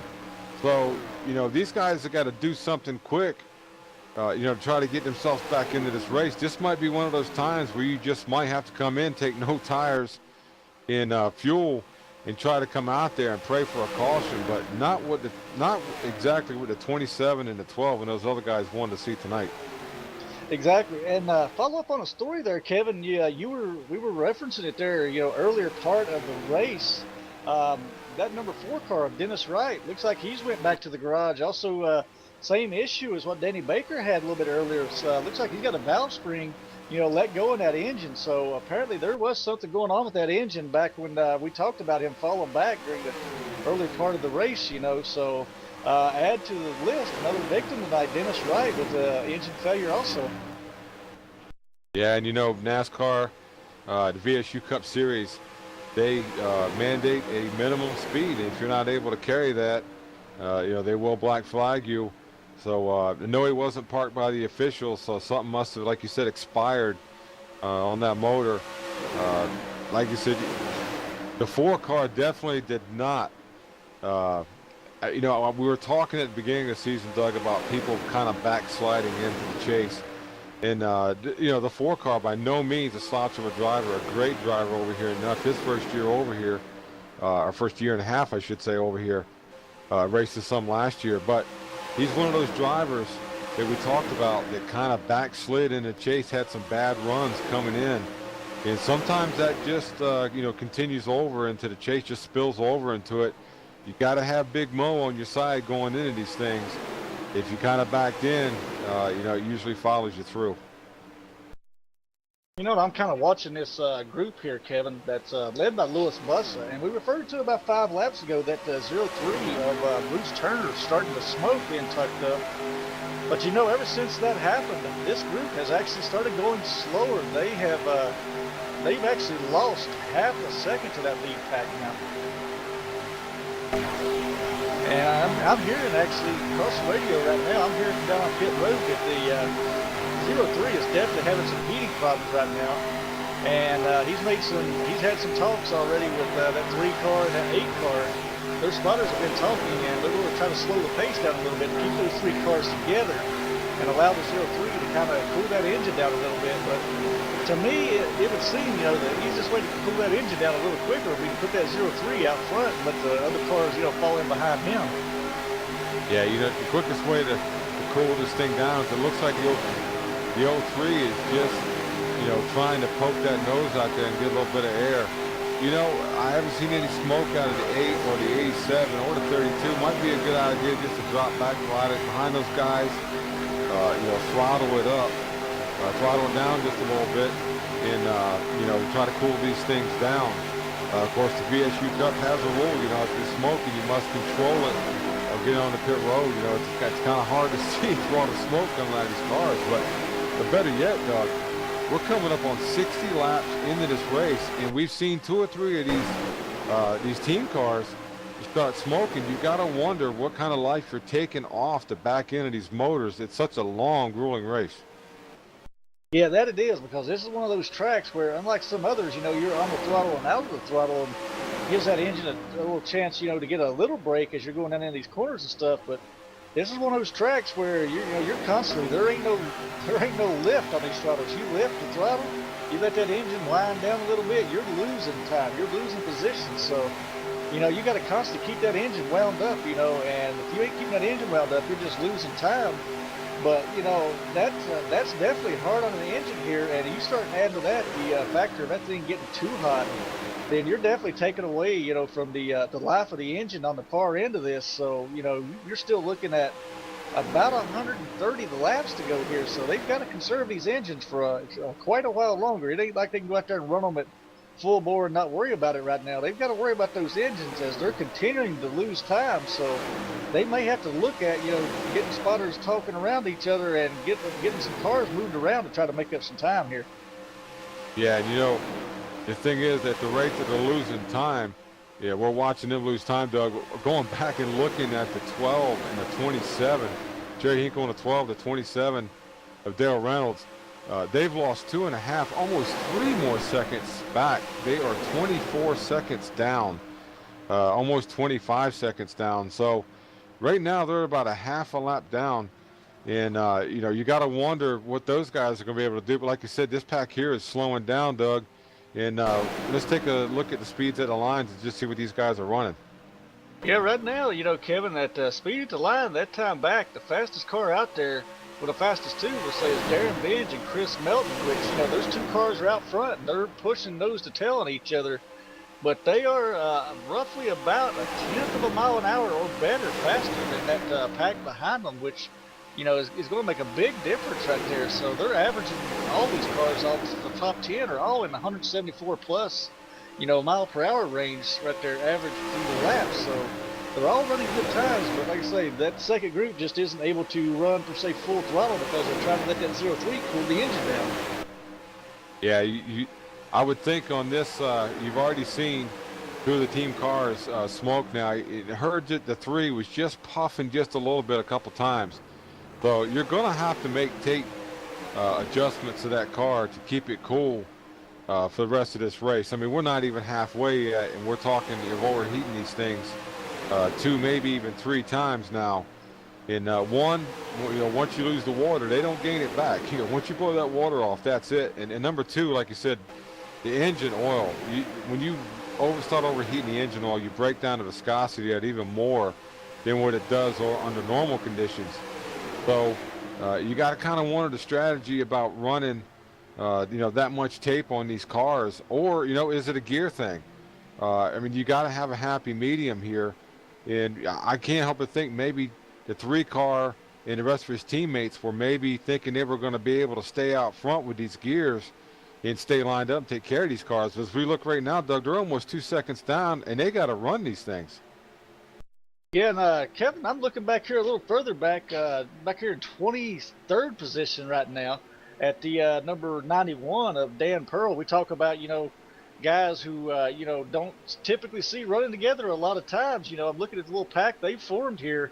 You got Todd Layton in that 25, the 44 of, you know, Paul Hahn, and you got Dan Pearl and the 41 of Steve Deo. Now, these are a lot of cars you don't see running together a lot of times out on the track. And, you know, just like you said earlier, you know, you get in where you can fit in, and these guys are trying to form a little pack here between the 4 cars, you know, and make some speed. But, you know, that's definitely what Dan Pearl's got to be doing, you know, here tonight, is getting in a pack, because he's been running probably about, I would say, 40 laps all by himself. He's already lost 1 lap, and, you know, is not all that far away from losing a second lap. So he's got to stay tucked in with that pack and try to make as much speed as he possibly can. Yeah, and the enemy of the 91 right now, as we see the 41 trying to look low on him, and then it ends up tucking back in. But, you know, he's looking at going 2 laps down, but then also in front of him are guys that are going to go a lap down. So you lose that opportunity. And that's what we say. It's so hard to make up a lap here, especially if it stays green for a long period of time. As we see the 41, big shove on the 91, getting him up there. And like I said, unfortunately, his woe is he gets loose right there. I'm not sure what happened there. Little arrow loose, it looked like coming out of the corner, going into the corner. But like you said, he's already a lap down. He's got the leaders bearing down on him. You know, he doesn't want to go another lap down, so he's got to fight for that. And then on top of that, if he does go a lap down, the leader's going to get by him, by the cars in front of him, and they're going to take the lucky dog away from him. So, you know, he's kind of a desperate situation here. He's got to try to keep in this pack, at least, you know, to stay away from going another lap down. Just that would be disastrous. I don't think you can come back from that. Exactly. And if you look 1 position in front of Pearl right there, 22nd position right now, is the 04 of Justin McLucas, who was our race leader there for the long first 36 laps or so. And he's currently paired up with Dennis Jenkins and Jeremy Enix, who we also talked about during the first part of this race.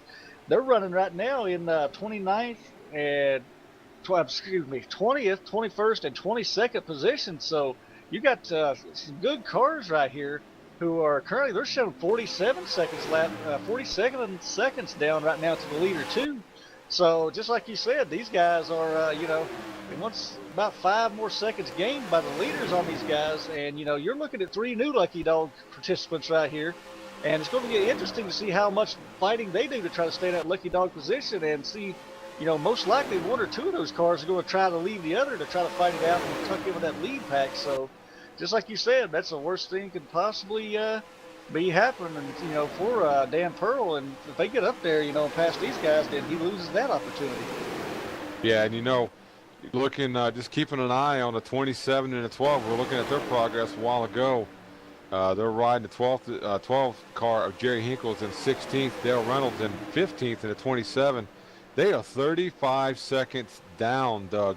You know, just not even 10 laps ago, they were 25 seconds down. So they've lost another 10 seconds. And it shows you, you know, what a pack of cars drafting versus a, you know, a pack of two can do here. And these guys are in danger of going a lap down here in the fuel run. And hearing that we only have about 13 or 14 more laps for another fuel stop. So with that being said, Doug, could we have another situation where some of these guys are going to have bad luck on pit road and we get jumbled up again? You know, it could be a very good chance, you know, of somebody, because you had one thing, you're coming in there, everybody was on the lead lap, and, you know, all they had to remind the first pit strategy was just getting in, making their pit stops and getting back out. But now you got a lot of these guys who are going to be planning a lot of different strategies and pitting, you know, about the same time, and got other things on their mind, like trying to stay on the lead lap or trying to stay in a lucky dog position, or, you know, keeping as much possible time as they can. So, you know, there's a even better chance, you know, that we'll see some pit road mistakes here. As I was going to say, while you were watching that though, Kevin, it looked to me, just based on what we saw in that early part, looks like that 12 car of Jerry Hinkle may have been, you know, maybe overheating just a little bit, because as we went out into 3 and 4 there with that group coming up behind them, Reynolds went way up to the high side, allowed Hinkle to get underneath him, and then Tuck dropped back in behind Hinkle. So may have had a little bit of issue with Jerry Hinkle with all that pushing, maybe starting to push a little water too, so they had to make that swap.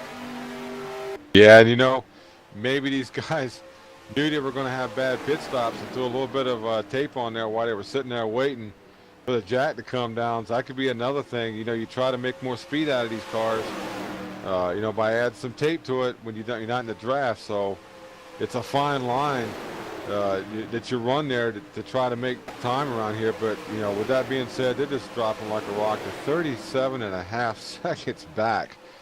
Just in 2 laps. They don't drop another 2.5, 3 seconds.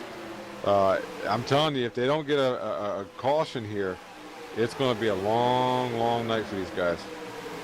Yeah, and unfortunately, we talk about pit road playing its role here tonight, Kevin. You look at that pack, Jerry Hinkle, I mean, no damage to that car. Dale Reynolds, no damage to that car.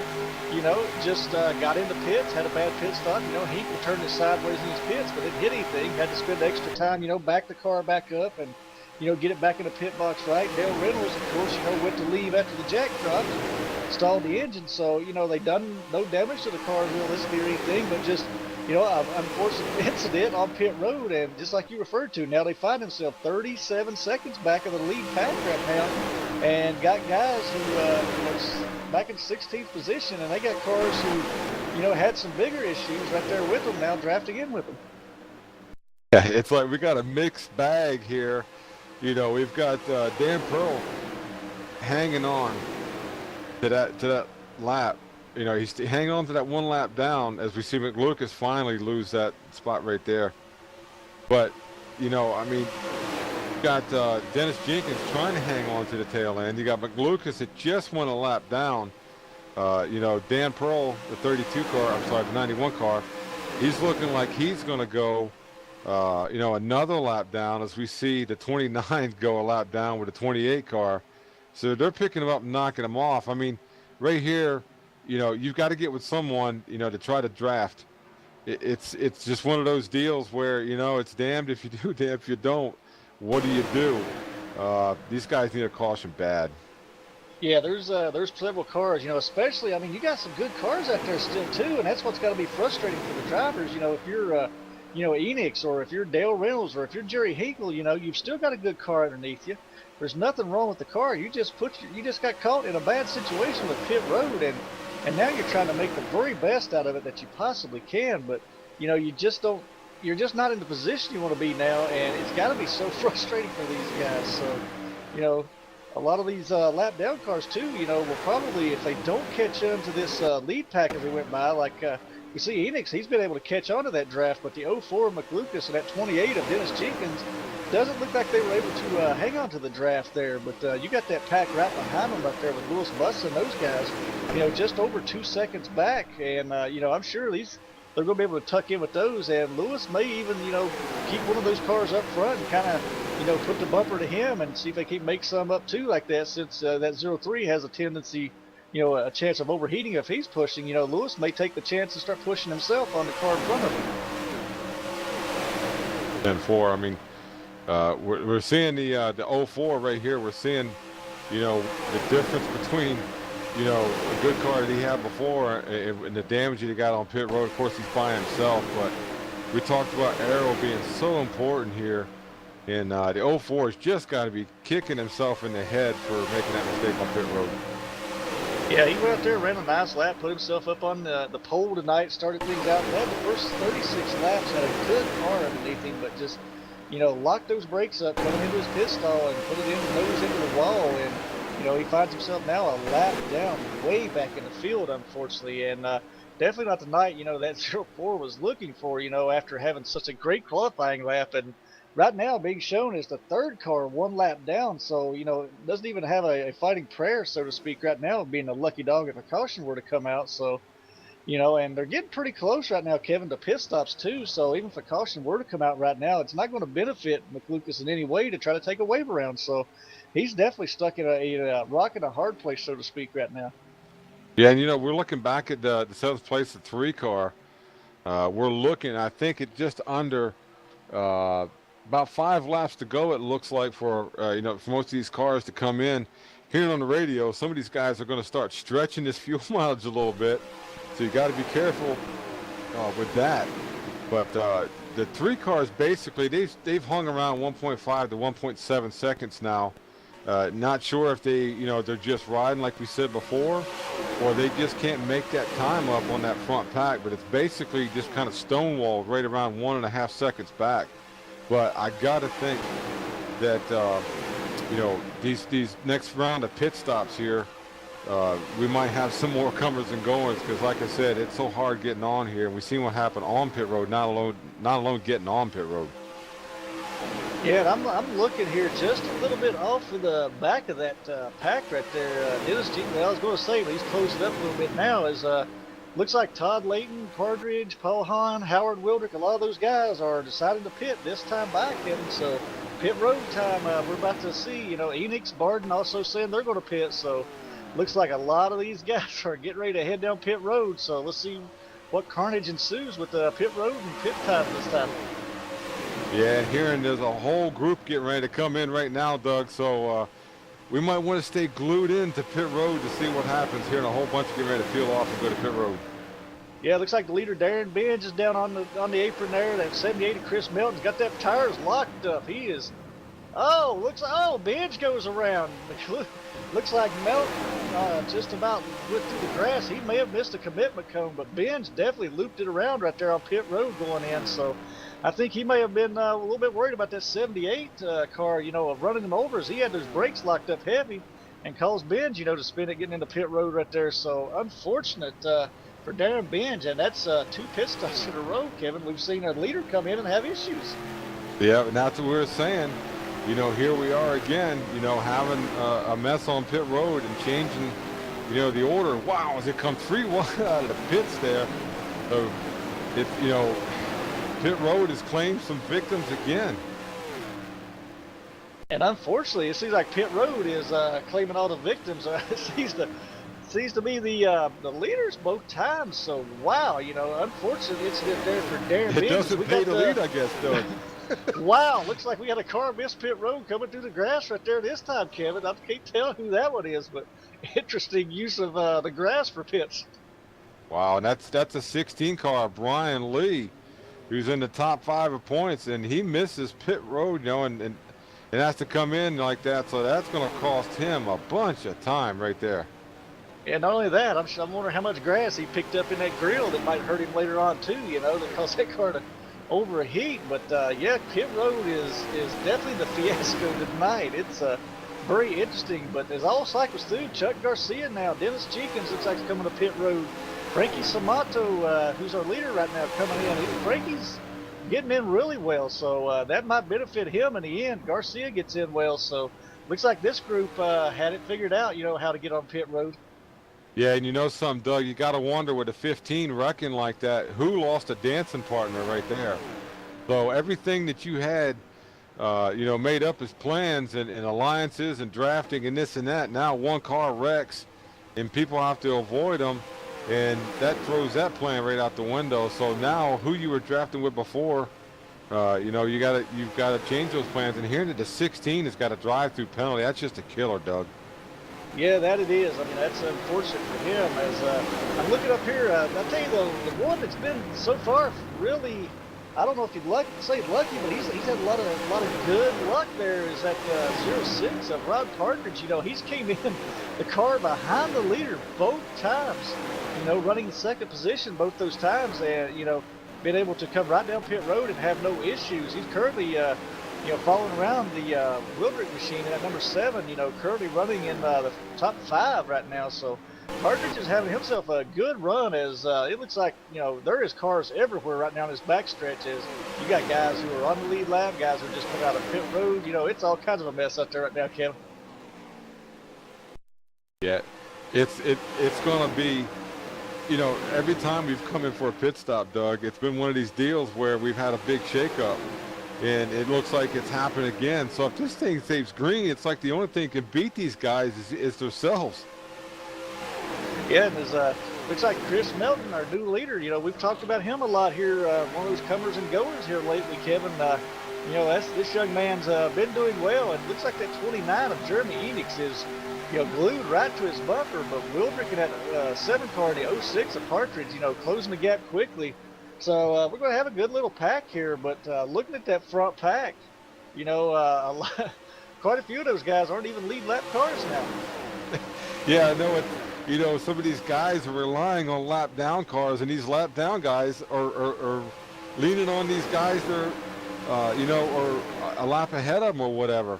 So basically, what I'm doing right now, if I'm a lap down car, I'm trying to work a deal on the radio. I'm going over to the spotter and saying, look, man, I'll let this guy push me all over the track if he'll just stay behind me so I can get a lap back. So that's when we talk about deals here. I mean, drivers working with drivers they particularly wouldn't want to work with, and you're forced to work with it. And right here, like I said, we're seeing the 29 as we see the 12 just lost a motor on the backstretch, Doug. That thing launched up. It is gone. The 12 is retired for the race. So he was one of those guys that was smoking earlier, as you called it, Doug. And, that's the thing. We're 80 laps in, a little over 100 laps to go in this race. So he was one of those guys that was smoking. Did he hurt the motor? And that was the cause of it. Too much tape trying to make up the time. But, that's the way it goes here. And they're setting such a rapid pace for the race. We've run 81 laps, caution-free. So it keeps on like this, Doug. There's going to be, just a handful of cars on the lead lap. Yeah, and one of the things I'm noticing here too, Kevin, if you look back in 6th place at the 3 car of Louis Bussa, we were referring to that whole group they had together right before that last pit cycle. If you look at that group now, there's only 4 cars left in that group, and one of the noticeable ones, there is no 03 right there behind Bussa now, pushing him along. It's the 3 car of Louis Bussa, then Christian Vasquez, Kevin Kelly Jr., who stayed right with the group, and the 24 of Chuck Garcia, who's just barely holding on to their draft, trying to get up there and make this a little 4-car pack, so some notable guys missing right there. The 88 of Ed Wilson, who was in that group, the 16 of Brian Lee, and the 03 specifically of Bruce Turner, who we talked about. They're a few seconds back right now, so, some possible pit road miscues there, cause some issues. There's about 3 seconds difference in those cars right now on where that whole pack was together. Yeah, and you got to wonder, what's going on with the 03, because, like you said, he is, was right up there running, but he was one of those cars that was smoking. We see him tucked right up underneath at a 32. So maybe, he's not now out front leading like he was before. You got to wonder, like you said, you know, what kind of tape and what kind of gear those guys were running. We'll have to keep an eye on them to see if we see any more smoke coming out. But you can't hurt those motors any more than you have right now. You won't make it to the end. You know, I'm kind of wondering, looking at that the 24 of Garcia. You know, he was up there in that little pack with Bussa and Vasquez a little bit earlier. I'm wondering if maybe something isn't going on with that car, because he's fell off their draft now. About a second back from him, but he's got that second group with looks like the 32 of Barden, the 03 of Bruce Turner, and maybe the 88 of Ed Wilson. I'm wondering if he might be lagging back just a little bit, you know, dragging a break so he can let them catch his draft and then pull that whole 8 cars back together and try to make a run, because they are losing a lot of time on the speed pack right now. They've went from, before pit stops, a second and a half behind the leaders to 5.3 seconds back now, Kevin. Yeah, these guys, yeah, you know, you need to drop back and get there and get a teammate. And I think that's what the 24 is doing. Hearing some race chatter over the radio. He's going to drop back just a little bit to try to help his team. And as we look, all he had to do is just pull that back that little bit, Doug, and they're right there. We got a nice little pack again. Yeah, they've got that thing forward back up now with Ed Wilson, last car in that long line. So, you know, you got about, looks like a 7-car pack right there running together now. Once again, if they stay glued together, it looks like Garcia moved around just a little bit there coming up out of the corner, but they form it back up, you know. And but tell you what, Kevin, let's take a quick commercial break here and come back here to cover some of this action live from Daytona, or excuse me, from Talladega Speedway and the Dyno Medical 500 tonight. So stay tuned, fans. We'll be back after a quick commercial break.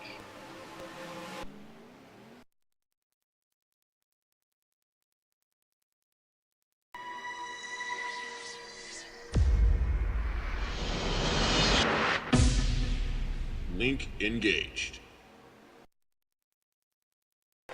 Welcome to TeamSpeak, advanced voice communication software for any platform. TeamSpeak allows groups of people to communicate and share information with anyone via the internet or through private networks.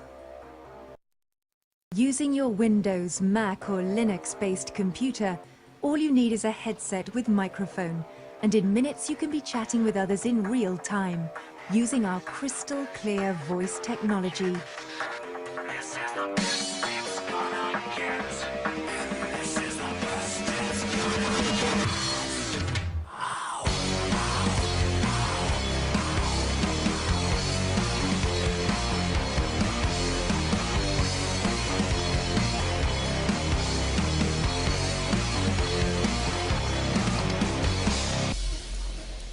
As a pioneer in the industry, TeamSpeak has become one of the most recognized brands in online gaming and voice-over IP solutions.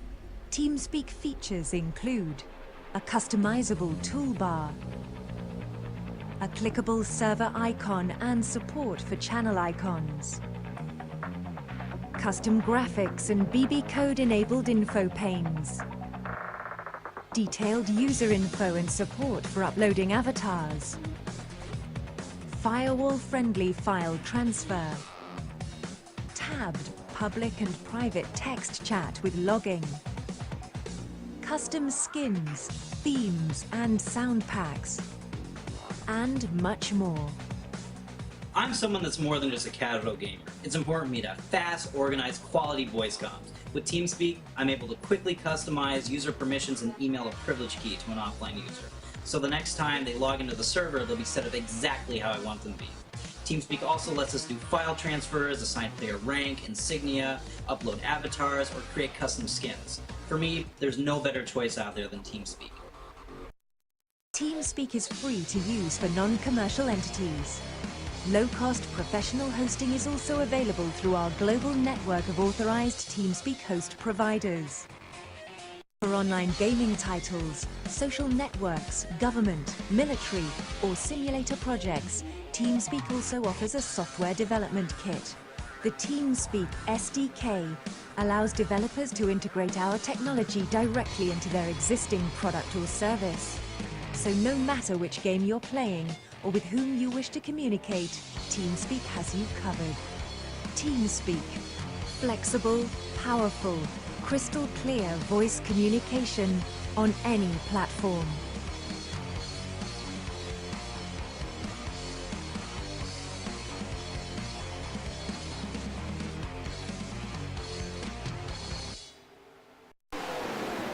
Welcome back live to Talladega, Alabama, and Talladega Super Speedway here for tonight's running of the Diamond Medical 500. Up front, Kevin pretty much stays the same. Chris Melton leading the way with Howard Wildrick running in second place. Third place now the 06 of Rob Partridge, and Frankie Samato now moving up after the latest round of pit stops into the fourth place position, followed by Ben Britton rounding out the top five. But the story seems to continue to be, that group right behind them in that second pack, Lewis Bussa, they've lost about a second or so as that pack is getting crazy right now. The cars fanned out everywhere right now. Yeah, they've got action all over this track. And if anything, Doug, the miscues on pit road have actually made for some great racing, because guys are fighting like cats and dogs to try to get to the lap pack. Yeah, a lot of these guys, I mean, that's the fights. A lot of it right now is, you talked about it right there, Kevin, guys trying to get their laps back, because the car in the second car in this lead pack right now, just like you referred to, is Jeremy Enix, the number 29 machine, who's pushing the heck out of our leader right now, and Chris Melton at 78, but Jeremy Enix is a lap down in 19th position. So, you got guys who are fighting all over the place to save their race here, so to speak. Pit road has played havoc on everyone tonight. Yeah, and this thing has got the look of long green flag as we're coming up on the halfway. Wow, the 91 in the back of that pack almost looped it right there by catching the apron. Good save on his part. As we see right here, the 3, the 8, and the 03 are all lined up, teammates lined up again. So be interesting to see if they've worked their issues out as far as, cooling these engines down. But Kevin, if they've got those issues worked out and got those engines cooled down, I mean, even if they have, they find themselves right now 6.2 seconds back of that lead pack. I mean, they lost about 4 seconds, trying to regroup this group and getting on and off through their pit cycle. So you got to wonder, just what kind of valiant effort. I mean, Lewis has put together some valiant efforts throughout the entire chase, to keep himself where he's at, but to make up 6 seconds, it's going to take a lot out of these guys to make up that kind of time out here in the green flag conditions. Yeah, and hearing, Doug, that these guys are making some strategic moves, on the track to try to gain position. They've been doing some swapping back and forth and trying to get, as we see the 32 on the apron, 24 checks up and lets him gather it back up, but that was almost a moment right there with the 32 clipping the apron. But I've heard that they're doing some switching around in the pack, trying to figure out who is the fastest, getting up there. And as we look, it's actually working because they knocked 2 tenths off that lap, Doug. So here we got teams that normally don't work together again, trying to work things out as they're running up and down pit road and talking to the crew chiefs and saying, hey, give us this and we'll give it back and all that. But Doug, as well as I do, that lasts till about 10 to go, and then that's out the window. Yeah, because that group right there we're talking about, Kevin, you got cars in there, talk about a lot of these aren't teammates, but a lot of them are.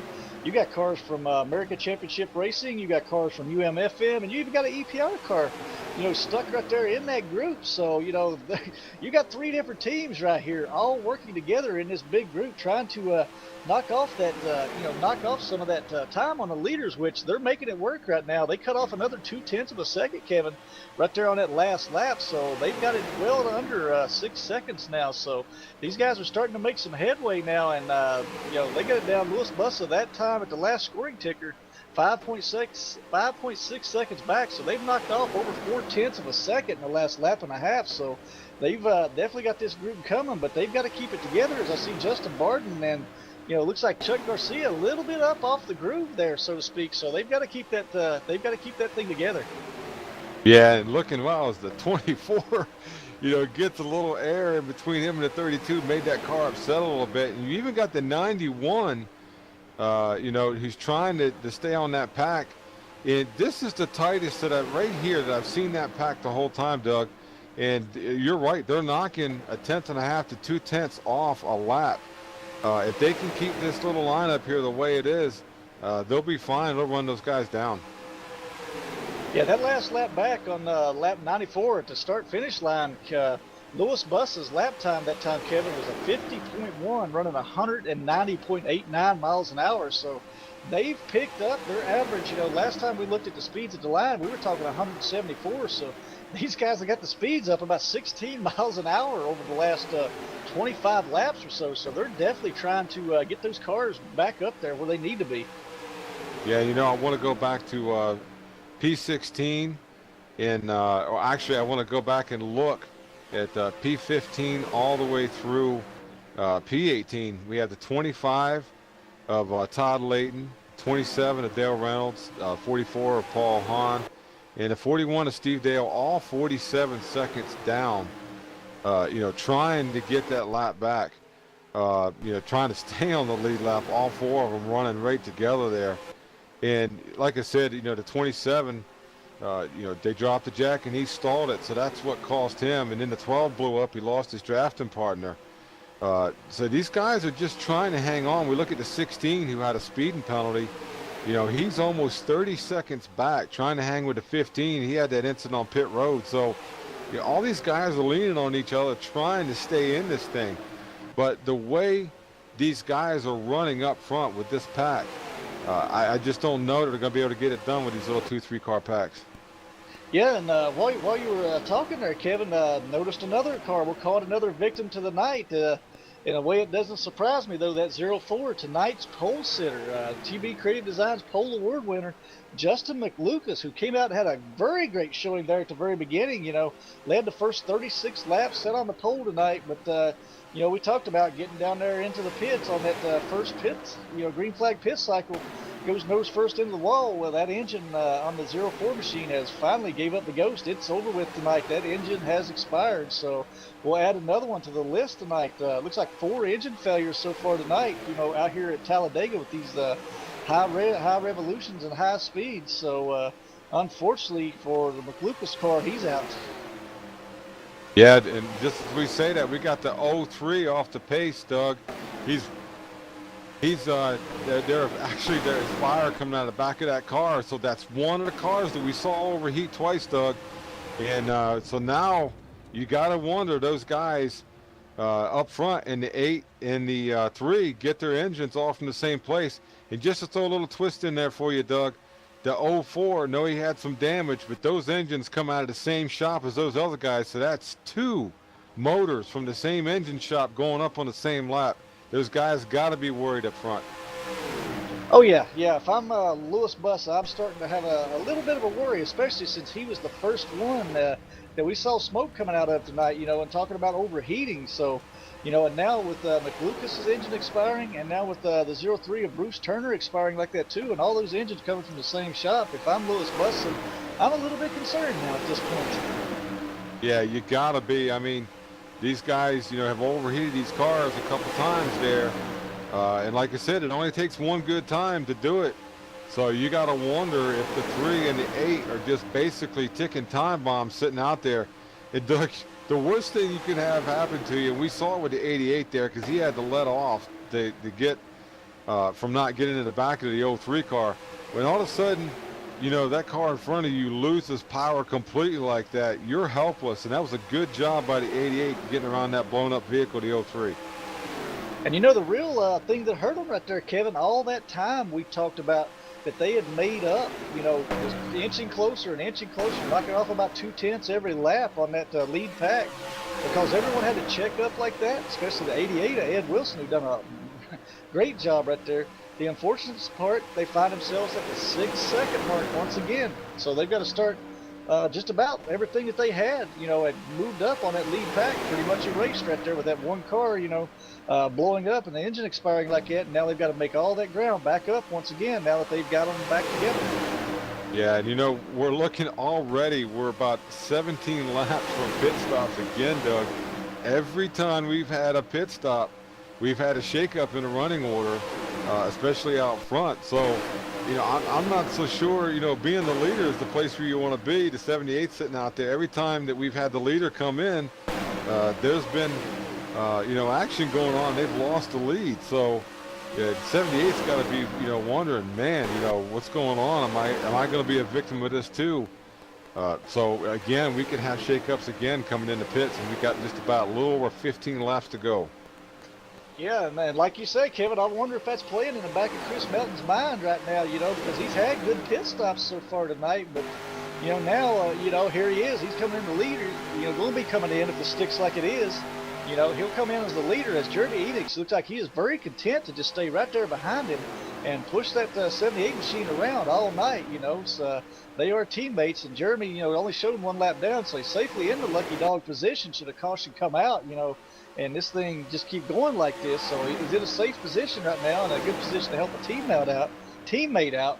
But you know, you kind of wonder, you know, if you're Melton, knowing that the fact that the last 2 green flag pit cycles, both leaders, as we see some smoke right there. Yeah, the 78 car is smoking now. Looks like his engine's about to let go as he is slowing. Wow, and you know, here we go. We're talking about these guys, you know, taping up a little bit too much, and now he's got a teammate on him. Might not be a bad idea to let that 29 go and just tuck him behind him and try to cool that thing off. You know, like you said, we've seen, you know, 2 motors expire on the same lap, and we've had, you know, a couple guys before that with valve spring problems, valve train problems. So, I mean, that's the thing. These things don't run that high, but it's that hanging RPMs, you know, the rate between that 7,000 and 8,000 RPM. And it'll hang there. So that's the first little bit of smoke we've seen out of the 78. And you got to wonder if maybe he put a little bit of tape on there, try to get out front and keep that lead. But it might be a little bit too early as we're just a little bit past halfway. You know, and that's an interesting thing too, Kevin. Now, we've saw more smoke coming out of Melton. He's smoked a lot longer than what we've seen anybody. And that 29 car of Enix doesn't seem to be laying off any bit either. So I don't know if he's just content. There he goes. He's moved up now. The 29's looking underneath him. So that'll put Jeremy Enix back on the lead lap. And Howard Wildrick will be moving, you know, into the number 1 position. But it looks like Melton has got some serious issues going on with that car right now as he's lost a lot of speed. Yeah, you know, and looking at his telemetry, he's running around 6,500 RPM, about 183 mile an hour through there, and he is dropping back.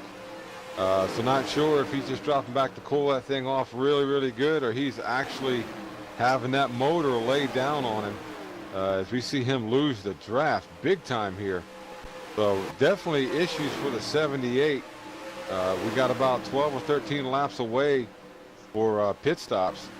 So anything goes with this race, man. Or I got it figured out, Doug. Maybe what he's doing is he doesn't want to lead this thing because he knows every time that we've had a pit stop, the leader's messed up. So maybe he's dropping back. That could be a possibility, but there's still a lot of smoke. That thing's been smoking for about 2 or 3 laps nonstop right now. So that's you know, very interesting. I'm surprised to actually see it smoke this long, Kevin, and that engine hasn't expired. So it tells me he definitely had a tough engine. So you know, but it hasn't expired yet. Yeah, Doug, you know, I was sitting there kind of just, you know, watching through the crowd, or through the pack, and man, we almost had an incident with the 64 and the leaders. They all got in the same amount of real estate at the same time, and we almost had the big one right there with lap traffic. So it just goes to show you, man, you're not safe anywhere on here. Yeah, you're not safe anywhere out here right now. It seems like the engine gremlin is the big problem right now. So I tell you though, that the 06 looking up front there, you know, currently running the second, Rob Partridge he's having himself a great night. I can't say enough about how well he's running right here. He's been up in that top 5 group all night long. You know, he's not had any issues on pit road so far that I can think of, and he's been taking care of that car. And you know, he might be one of those tonight that's kind of sitting there and watching everything unfold, Kevin, and thinking and starting to plan a strategy now. About 83 laps to go on who he's going to pit with, who he's going to stay with, and you know, try to steal this thing there at the end. Yeah, look at the 78. Obviously got issues going on as they just blow his doors off going into turn 1 here. So you know, issues for the 78 out there running good and seeing a little bit of smoke come out of it. And next thing you know, he's back here running 6 seconds off the pace after leading this thing. So you got to wonder if that thing is getting ready to grenade. Yeah, and I'm sitting here watching too, Kevin, and he can't even after the cars get by him, he doesn't even catch up to the draft and stay in with it. So that car, I just think it's a matter of time before that thing, just like you said, it grenades. So, it's just one of those things. But, up front, Jeremy Enix leading the way right now. Unfortunately, he's not the leader. He's being pushed by our leader. So he's definitely back on the lead lap now, as long as he stays in the position he's in, which is a big break for that 28 machine of Dennis Jenkins, who's currently shown the first car a lap down at this current time. So if a caution were to come out, Dennis Jenkins would be our lucky dog. So that's a young man, that's a guy we haven't talked much about tonight, Kevin, but he's been doing a very good job. He stayed quiet biggest most of the night. He lost a drafting partner there early in the race, and he was able to hook up with a couple of guys. He's currently running with Darren Benj and Brian Lee right now, but he's been taking care of that car tonight, and catches the right break and gets into the right group of guys. It could be a whole change for his night altogether. Yeah, that's it. And, I'm sitting here watching, a guy we really haven't talked about much all night, and I was kind of like, well, where is he at? Look at the 34 of Ben Britton in position 4. Not anybody around him. You got to wonder what his strategy is for this race. He doesn't really have much help around him at all. So, haven't called his name a whole bunch tonight, and just wondering where, he doesn't look like he has many friends out there, that's for sure. Yeah, Britton out there at 34 machine right now, looks like he lost touch with that front group in that draft. So he's fell about 2.6 seconds back. He was running right there with that front group. I don't know what caused him to lose touch with them, but, I'm sure he's going to have some help here, about 4 seconds behind him there, 6 seconds back. Lewis Bussa in that group, so I'm sure he's going to be able to tuck in with that group and have some guys to draft with soon. But he's out there, so to speak, in no man's land right now, and that about 2.5 seconds back. So he really doesn't have much of a much of a buddy pack right now. Yeah, and there's just battles all over this place, Doug. I'm kind of just scanning back and looking, and we're talking to 78 a while ago. Running is the leader, and now he's in danger. Actually, just did go a lap down, Doug. So hearing that maybe you got some information about what was going on with that car on pit road. They went in, tried to possibly get some tape off of it, see if that was the issue. He says that it's got to be something phantom. He just don't understand it. His crews looked at it. They took tape off. It wasn't showing overheating on any of the gauges, Kevin. So. Not sure what's going on with that. So all of his temperature gauges look fine. The oil temperature and water temperature were looking fine. So not sure exactly what's going on with that car. So it's very interesting. They may be taking it to the garage here to kind of figure out if they got some bad gauges or what's going on. But I'll be honest with you, Kevin. Looks like that was the end of it. The engine finally let go. Yeah, it was just a matter of time. They probably pulled a bunch of tape off of that thing and tried to get the temperatures down, but once you might be able to just peak at that temperature just a little bit, Doug, a couple times, but then when you sustain that temperature for such a long time, like we said again, you're breaking down that oil, and that's the lifeblood of that motor. So you got to wonder, who else is going to have problems with this.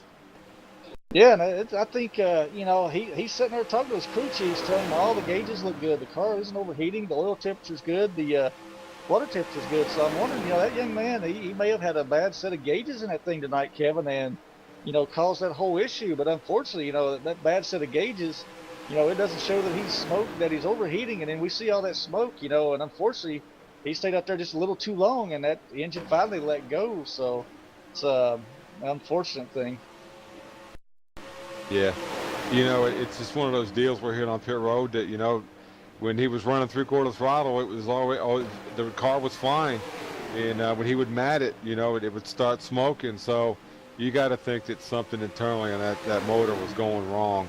A thing that we've seen here, a theme, Doug, it seems like if you're the leader or the leader of a pack. Those are the ones that are having problems here. So, if I'm these guys that are seeing this going on and I'm running, in the middle of a pack or the tail end of something, I'm leaving my tape where I'm at. We've seen now 3 or 4 times that someone out front leading the pack, tends to overheat a little bit. You wouldn't think so, but when you've got somebody lined up on your tail like that and pushing, you're really working that motor. So, like I said, if I'm one of these guys back in this pack right now, I'm leaving the tape where it's at. If anything, I might go down a click or so and try to keep that thing cool. There's a long way to go in this race, and you don't want to be sitting on pit road watching everybody else finishing while you're sitting there with a blown up motor. It's an interesting fact here, Kevin, as I hear the 29 is going to be pitting this time by, and also the 41 to 25. There's quite a few getting ready to, I'm being told the 15 car's engine just expired too, Kevin. Darren Benz, his engine just let go as he's slow on the backstretch also. So, interesting there. More cars letting go.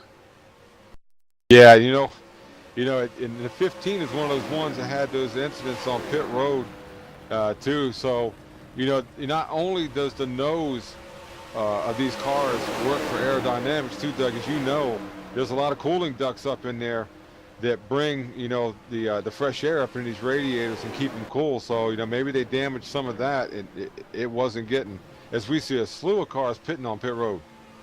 Yeah, there's a lot of cars coming down pit road right now. I'm showing the 27 of Dale Reynolds hitting pit road, the 41 of Deo, Paul Hunting, the 44, the 25 of Layton, 29 of Jeremy Enix. So a lot of these guys are hitting pit road already. So, but Wildrick and Partridge decided, as well as Frankie Samato, the 3 cars, first, second, and third right now, decided to stay out. So, it's going to be interesting to see if these guys all try to pit together and get back together. But Wildrick leading the way right now, kind of got to wonder, if he's maybe got that in his head, everybody who's pitted from the lead has had an issue. But tell you what, if they're getting ready to pit, it's going to be interesting because they are not slowing down. Looks like they bypassed pit road, so they may be the last group to pit this time, Kevin. Yeah, and I see right now the 3, the 34, and a whole slew of them coming to pit road right now. And again, let's see if, we got cars around again. Doug, you got a report? Yeah, it looks like the car of Justin Barden as well as the 24 of Chuck Garcia both spun out right there, getting down onto pit road. So saw Garcia there coming through the grass for a moment. Looks like he done a complete 360, went all the way back out to the grass and had to bring it back in. So 4 cars having trouble on pit road, which seems to be the call of the night. Kevin, it seems like pit road is treacherous here tonight for these guys. Yeah, pit road is just queuing them up and spitting them out, Doug. I mean, it's every time we turn around, we're seeing a big shakeup. We got the 06 in the grass. So pit road is the equalizer tonight, Doug. And the interesting one, Frankie Samato in that 23 has stayed out once again. He's out there all by himself leading right now in the number 1 position. So, it's kind of interesting that Frankie would decide to stay out, but maybe he had that intuition, that something was going to happen on pit road. He's calling it now. He's going to head down pit road, but this pack is stretching out even further with Frankie Samato staying out right now. Justin Barden in the 32, who we just documented had that spin on pit road, showing in 9th place, is currently a lap down as he just got passed. Yeah, it's crazy. It's crazy right now. We're hearing that 06 has a drive-through, Doug, so it just got worse for him. Yeah, we were just talking not all that many laps ago that he was having those had been on and off pit road with no issues all night long. Had been putting himself in the right spot, and just as we say that, lo and behold, the next pit cycle, he's one of the victims this time. So unfortunately, that's going to be a costly drive-through for Partridge, because he's about to come in, do that drive-through, and he's out there right now with nobody to draft with as is. So now by the time he slows back down, gets that car down pit road and back up to speed, he's going to probably be, he's showing about 34 seconds behind the leader now, so he's probably going to lose a lap on this, Kevin. Yeah, like I said, this pit road has been the equalizer in this race. We have won 117 laps, green flag, in the most passes have been created by pit road. So what a crazy scenario. Yeah, it's gotten crazy as after everything's cycled through.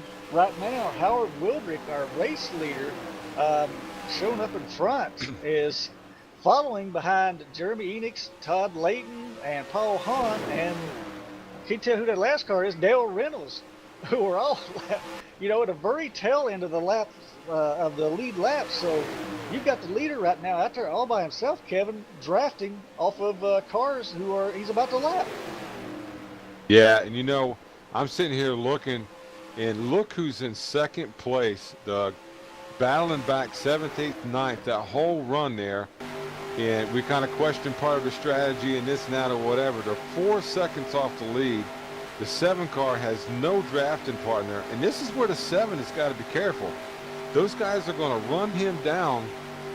He does have some help with lap down cars, but they're on a different agenda too. And if these guys run them down, they could just go ahead and pass and put even more cars lap down.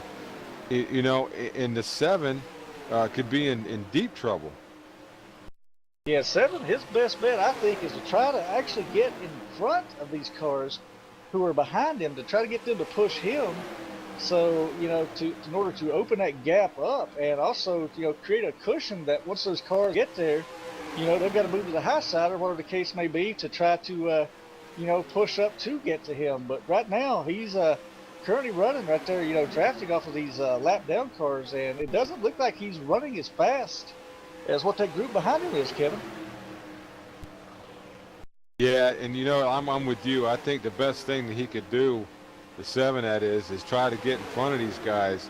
But the 27 there is just fighting to stay on the lead lap. They're not going to let that guy by. They're basically fighting for their lives right now.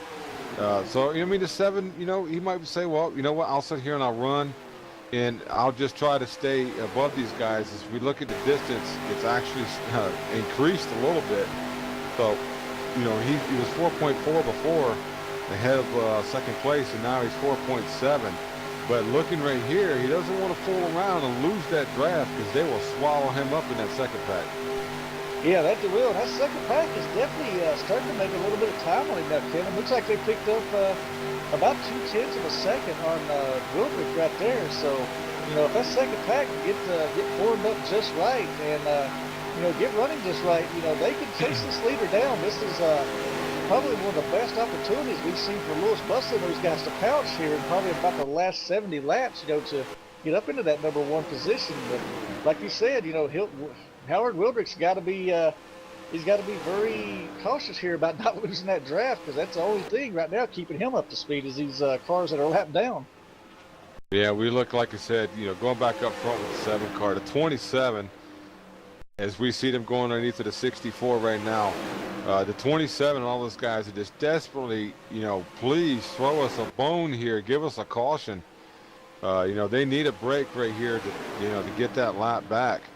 If that second pack catches, then the 7's going to have no choice but to try to pass these guys and stay with that second pack. So, these guys are staying tight. They're trying to stay away as they're maintaining that 4.4 second lead. So we've seen these guys be able to run just a little bit longer on fuel than the 3 car and a couple other cars back in there. So their best bet is to try to stay out in front of the 7 car. But like I said, if that second pack comes, it's going to be on. Yeah, I'm hearing that Louis Buster's engine just expired, Kevin. Yes, it did. Here in the pit road, it blew up. That is 3 motors. That is 3 motors, Doug, out of that stable.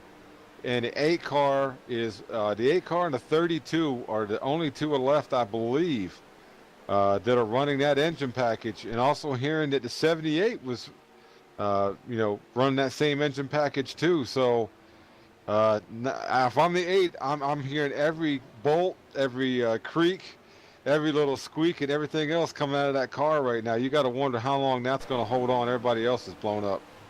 I'd agree 100% on that. If I'm Christian Vasquez now, every little squeak that doesn't sound right, I'm kind of concerned now. But one of the things I was going to point out there, Kevin, this is an interesting fact too. I mean, Talladega, they say it's built on the old Indian burial ground, and it's haunted, all that good stuff. But here's an interesting fact of tonight's race.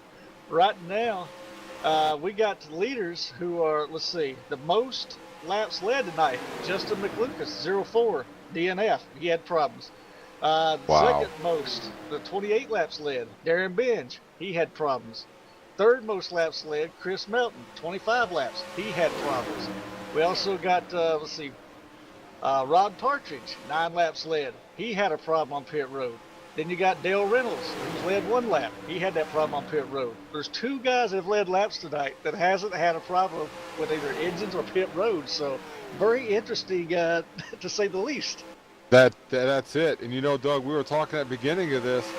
Louis Bussell was going to be the point leader no matter what. But it looks like he's going to get out of here with a 17th finish. Actually, he might slide back a couple more spots because there are some cars still running. He's probably going to end up around 20th place, Doug. And what is that going to do to the points? Yeah, we were talking about it early in the pre-race, Kevin. Brian Lee, he's running back there in 10th place right now. So this is the time Brian Lee needs to find some buddies and start capitalizing. Those guys who were, we talked about it's only 14th points between, from, third place of Darren Benj, which he's not going to be able to pick up a whole lot of points, unfortunately, with the issues he's had tonight. But I tell you, the one that could gain a whole lot tonight and has looked good so far tonight, he's currently sitting 4th in points after moving up a position last week. Kevin Kelly Jr., who's been having a quiet but good run tonight. He's been up there in that top 5 just about all night long. So he's had himself a good run. And also Ben Britton, who's currently sits 5th in the points. He's only, 3 points behind Kevin Kelly Jr. So those two could make up, they could be the definite benefactors tonight, as Hinkle, who, we saw him out earlier. Ben Bando isn't here. And then, you got way down. So, as they run right now with the current points, Brian Lee's 52 points down. So he'll make up 18 points here tonight. And, some of these guys, Kevin Kelly Jr., though, is going to move up into 3rd along with Britton, moving into 4th. So, it's going to shake up the points a little bit. So this may be, that mulligan we keep talking about for, Louis Bussell. And if you remember last year, Kevin, Louis Bussell had a commanding points lead at one point and started having some issues toward the end of the chase. And look what happened last year. Yeah, that's it. I mean, like you said, a lot of people say it was built on an old Indian burial ground. I'm starting to believe it, Ducey, because with all the stuff on pit road, the 78 had phantom engine problems and stuff like that. Who knows what's going to happen as this thing? We could go caution-free, Doug. So, man, I tell you, I need to go fill up my water bottle and get ready for the second half of this race. Yeah, that sounds like a good plan, Kevin. Let's take us a quick commercial break here, and then, we'll get back with the live action here at Talladega. Tonight's Diamond Medical 500 from Talladega Super Speedway. So, fans, don't go anywhere. This thing could get even more interesting before it's over with, but we will be right back after this quick commercial break. Are you looking to start your own professional internet radio station the easy way? Sam Vibe was specifically designed for you. From the makers of Sam Broadcaster, Sam Vibe takes advantage of the cloud to let you focus on what is important: managing and running your station. There are 5 simple steps to get started with Sam Vibe. 1. Sign up for a free account at NuffWORLD.com. No credit card information is required to get a free account. 2. Download and install Sam Vibe. 3. Check your email to retrieve your account information and login details. 4. Run Sam Vibe and enter your username and password. 5. The Sam Vibe Quick Start Wizard shows you the first steps to start your station. Simply upload your music, turn on your station, and tune in.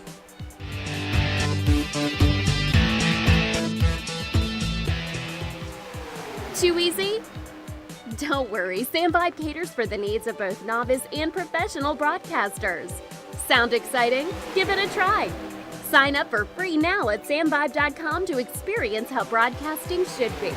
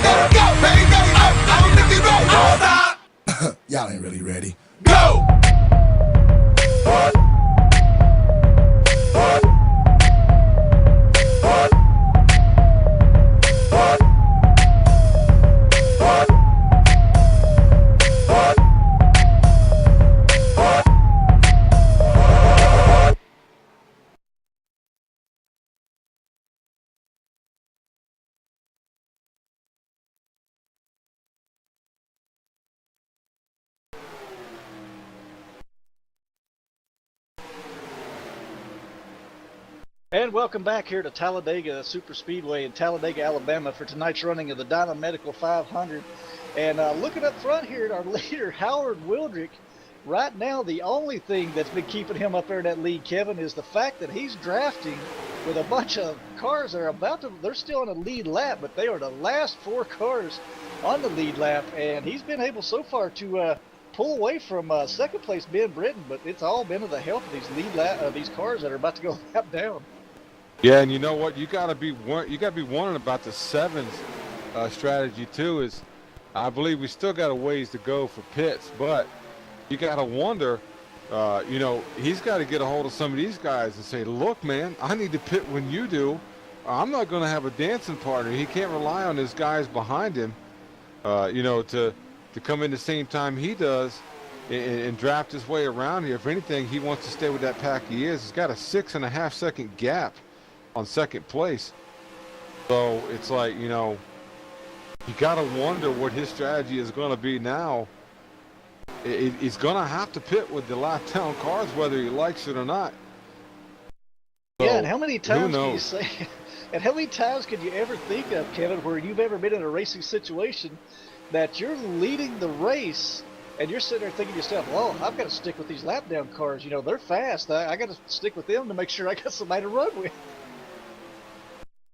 Yeah, it's, you know, one little battle, I don't want to say it's a battle, but I'm looking at here is back in 4th and 5th place. We have the 88 of Ed Wilson and the 87 of Kevin Kelly Jr. Sitting here in the 87 has just been basically pushing the 88 all over the track. They're riding in 4th and 5th. And hearing out of the 87s on pit road on some of their chatter, when they come in, Doug, they're making a tape adjustment. They have noticed so many cars here blowing up. They have not come close to overheating yet, but the 87's basically like, look, dude, I'm running 5th. I'm not going to make any mistakes here. If I'm going to lose this race, it's going to be because of me, or finish this race, it's going to be because of me or something I did. I'm not going to let it rely, you know, on mechanical. So they're going to drop some more tape off of that car on the next pit stop. Don't think it's really going to hurt the handling of that 87, but you know, they're trying to take advantage of a situation. They're seeing the point leader out, and they're seeing other guys having multiple issues. So, you know, basically they're not going to mess around here and take any chances. They're going to drop some tape off that thing and try to keep it cool and finish this race. Yeah, and I can't say, Kevin, that would be, you know, I would probably be in that same mindset, to be honest with you, with the alarming rate of engine failures we're seeing here at Talladega tonight. You know, it's kind of a very big surprise, you know, with the engines that we're having let go here. You know, it's at worst case scenario, I mean, he's running in a perfect position right now, a chance to make up some points, you know, and gain some ground here. You know, you drop off 2-3% tape, you're not really going to hurt yourself that bad. If you can stay in the draft, you'll be able to keep up the speed. You know, but one of the things I'm noticing out here too is, you know, Wildrick running with that number 7, you know, running with that group of lap down cars, so to speak. You know, it's got that, you know, there's 4 of them there, plus, you know, that the leader. You got 5 cars up there running together, whereas, you know, second and third with the loss of Louis Busta now and that group that they had, you got Ben Britton and Christian Vasquez. That's a 2-car draft now for second and third, and Wildrick is just using those lap down cars to just completely pull away from these guys and making it into his own little race now.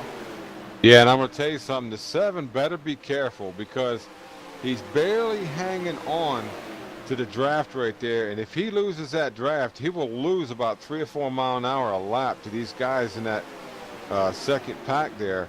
So you don't want to, you know, he's just barely hanging on with that draft.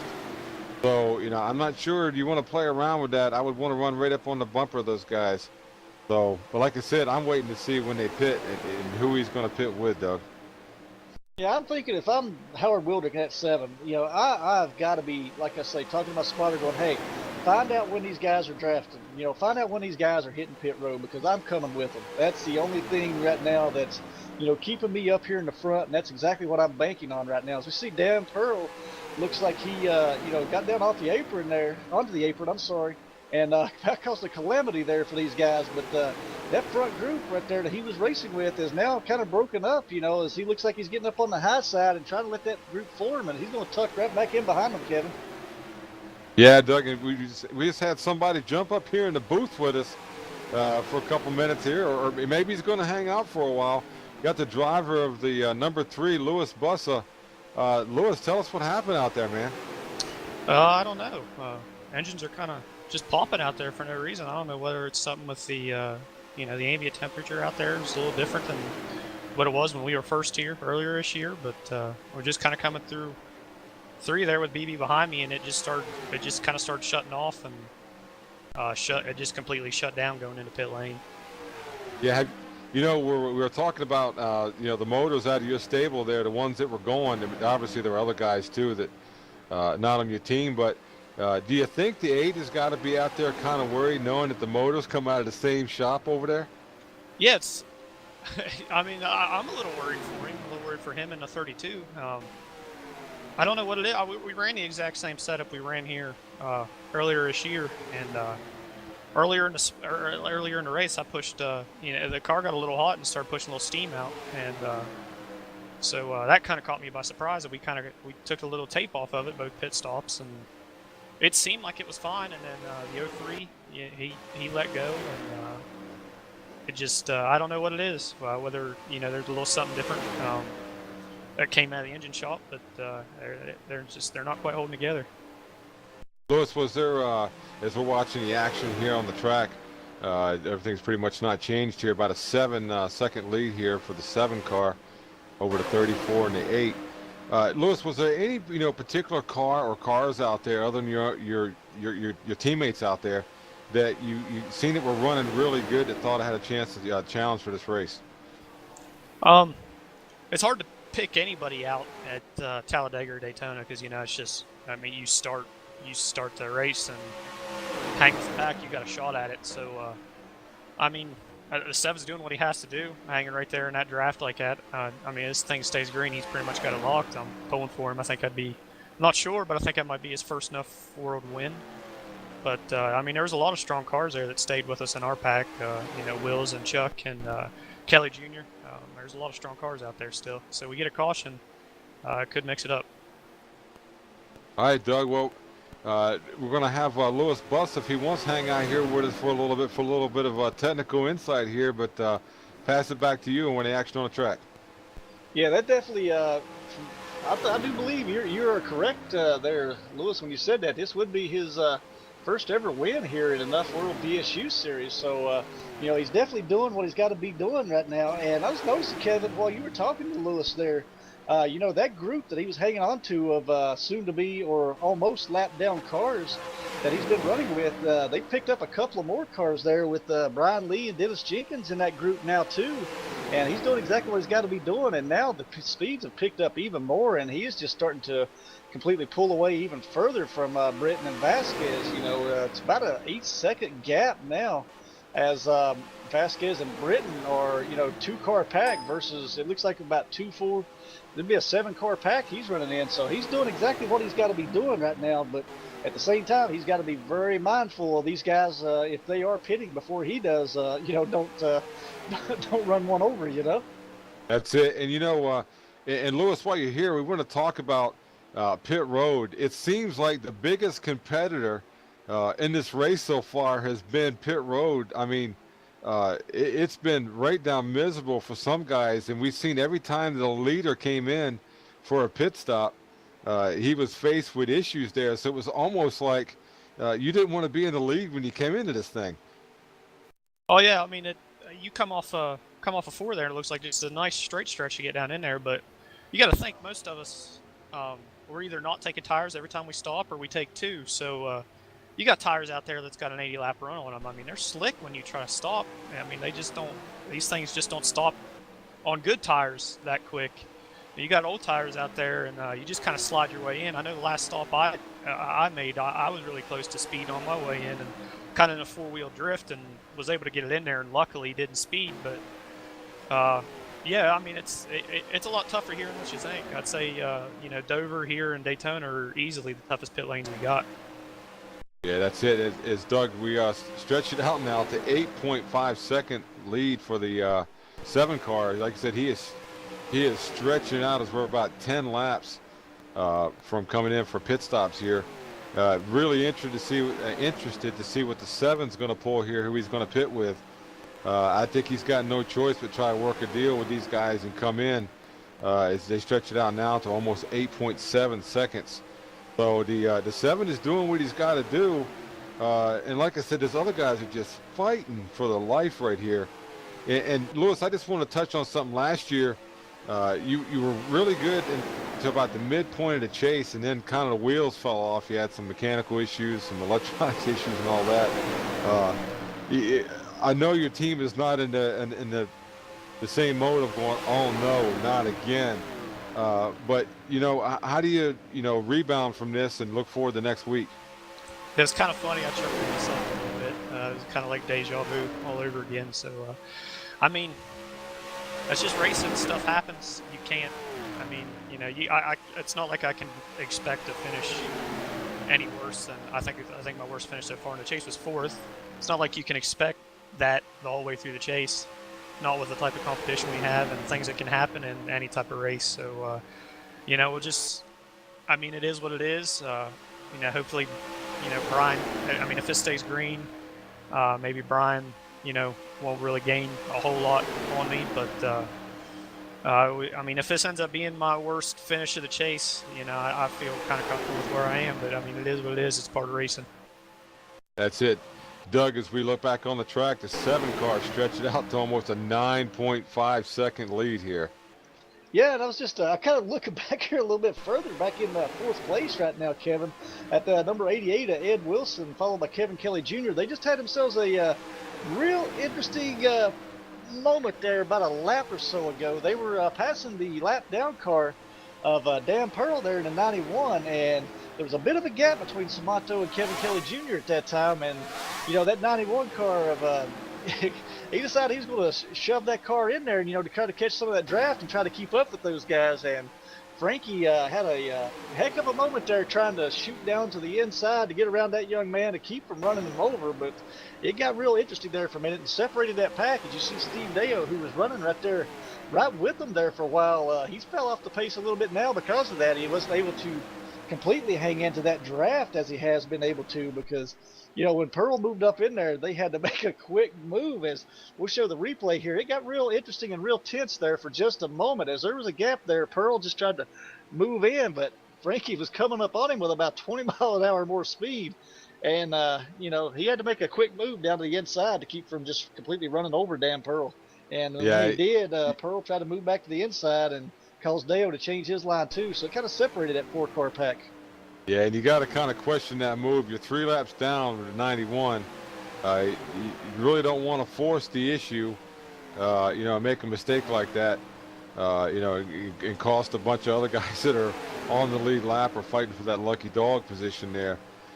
So I'm sure the next time that little event presents itself, the 91 will think better of doing something like that. He's just out here trying, like I said, a 2.5-year asset, trying to come out here and run some laps and get some track time down, and decided it was going to be Talladega. So, you got to wonder, he's shown that he's up to the challenge, so he's out there running. Like I said, he is 3 laps down, but he's hanging in there. And we go back out front, and I'm looking at this, Doug. He is 10.2 seconds back, so he's definitely using those lap down cars, and I don't think he could pass them if he wanted to. They're just not going to let him pass. When we got Lewis here, how hard is it to pass out there, Lewis, with these cars lined up like this? Well, I'll tell you, earlier in the race, we had a decent line up there on the outside, and it just seemed like every once in a while we'd kind of make a run at them, and the air buffeting off the cars would kind of stall us out. So it really just takes people that spend a lot of time together drafting. Like I know back in the pack, we had a big line there trying to run the leaders down, and we wasn't really making too much headway. And then we were able to get our teammate up behind us in 3rd. So it was me, the 8, and the 03. Yeah, we were really coming and running some good lap times and running them down. So, the right people get lined up here. The lines are equal. You just got to get the right people, lined up to, kind of push you around, and you got to really work the air here. Yeah, You know, we were looking at when you guys were pitting there, Lewis. It looks like you guys were maybe pitting just a little bit earlier than some of the other guys. Is that basically, was that by design, or is that basically you guys were just using a little bit more fuel than those other guys out there? The first stop was by design. You know, we just kind of we decided to stop a little earlier just to, you know, because like I was saying, you know, this pit lane's so treacherous. You know, somebody could speed coming in, or you know, which we saw. I think the first pit stall I saw a couple cars spinning coming in, and then the leader spun right in front of me in my pit stall as he was stopping. So I mean, it's just not easy here. So we were thinking we'd kind of do our own thing for the first stop, and you know, wean the cars out a little bit, maybe give ourselves a little bit better of a chance missing, you know, maybe an accident that could happen in front of us. So and after that, it was just kind of, we were running the tanks dry. We were just off schedule a little bit by, you know, 2-3 laps. Wow. Well, you know, we were looking at it out there, man, and the track seems just like it was last year. But like I said, we definitely got something going on with all these engines popping here. You know, usually when a track like this ages, it loses grip. But it seemed like you guys run a little bit faster speeds. Me and Doug were noticing that, and you know, we were seeing a little bit more RPM out of the car, just a little bit than we were here before. So don't know if that has the issue, you know, like NASCAR does with every track. Every time we have issues, and it's the same way here in the VSU Cup, you know, they'll you know, look at the problems and try to rectify them and see what's going on. Not sure. I think everybody, the VSU Cup officials are scratching their heads too, trying to figure out. It's like Doug said, this place is rumored to be on an Indian burial ground. So who knows? Maybe somebody put a hex on it, Doug. Yeah, that it is. You know, it's but you know, one of the things I'm kind of watching back here is that third group back here with Ed Wilson, Kevin Kelly Jr., and Frankie Samato. They did have Steve Deo in there, but it looks like Deo has lost an engine also, Kevin. But I'm telling you, they're starting to make some time up on that second, third place. So if they can get up there and form another little group, you know, they might be able to make something happen there before this is all over with. But who really knows? You know, the way this thing's been going is it won't be long before we'll be getting some green flag pit stops. Yeah, and hearing that the 88 and the 87, maybe the 23 are going to be pitting in like 3 laps, Doug. So if they're pitting, then the other guys must be getting close to being pitting too. As we see, the 7 is going to have to peel off too. So this is what we've been waiting for. Every time we've had a leader, Doug, we've had something happen on pit road. So I can't wait to see what's going to happen on this one.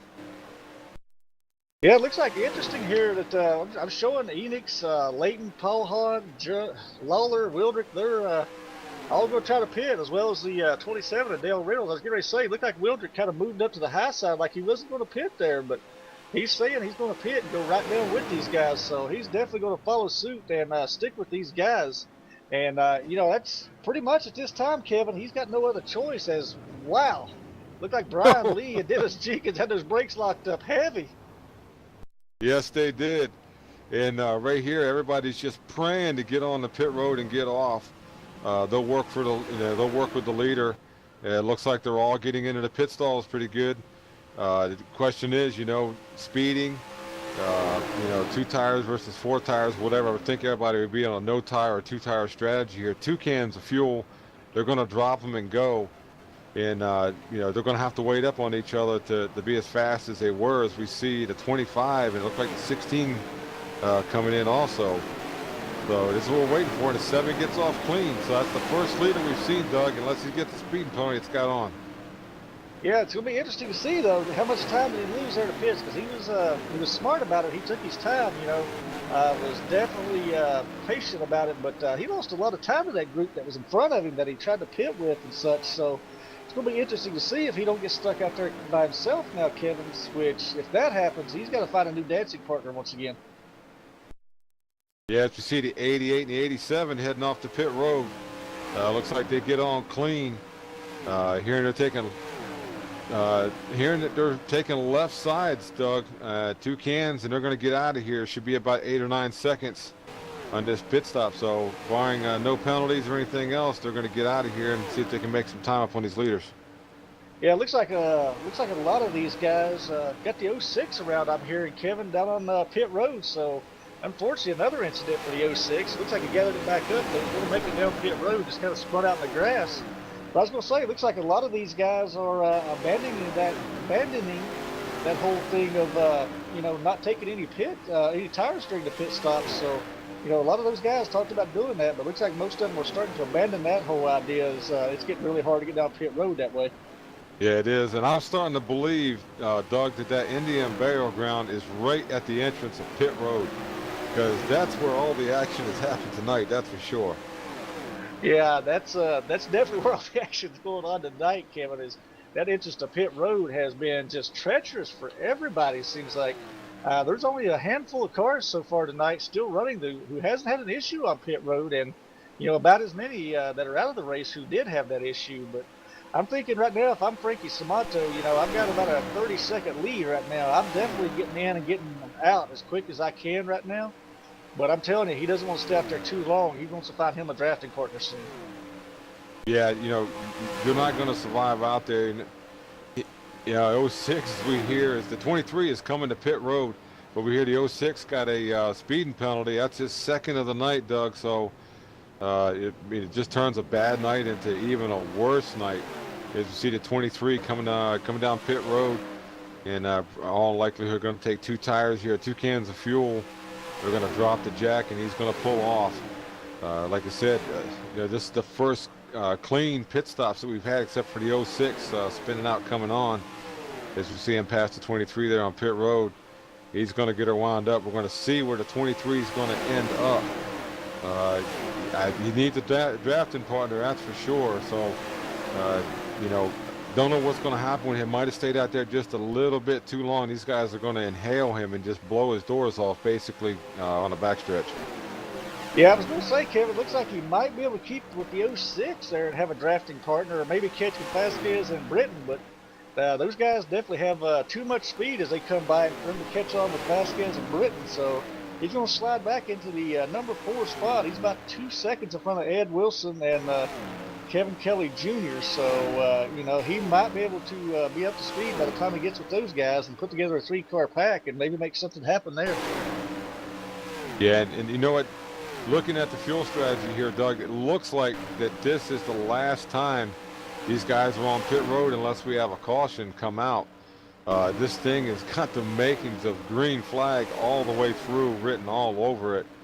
And I think the only thing that's going to help those guys catch the 7 car is going to be a caution, as he's got a 10.3 second lead, Doug, and that's hard to make up. Yeah, the thing I'm looking at here too, Kevin, is Frankie got out. He's into a 3-car pack now. It's Frankie Samato, Ed Wilson, and of course Kevin Kelly Jr. They're about 14 seconds back right now. And those guys, of course, BB, Ben Britton, Christian Vasquez, they're in a 2-car pack. They're second and third right now. And the leader, of course, is running, with Brian Lee. So, he's in a 2-car pack. That 3-car pack, if they may have a chance to start running some of these guys down now if they can keep those cars together, nose to tail, and make up some speed. Of course, we all know 3 cars are going to be a little bit quicker than 2, so there's 2-car packs in front of them to catch. So that 3-car pack might have a chance to make something happen. Yeah, that's right now I think they're at the mercy of the 7-car.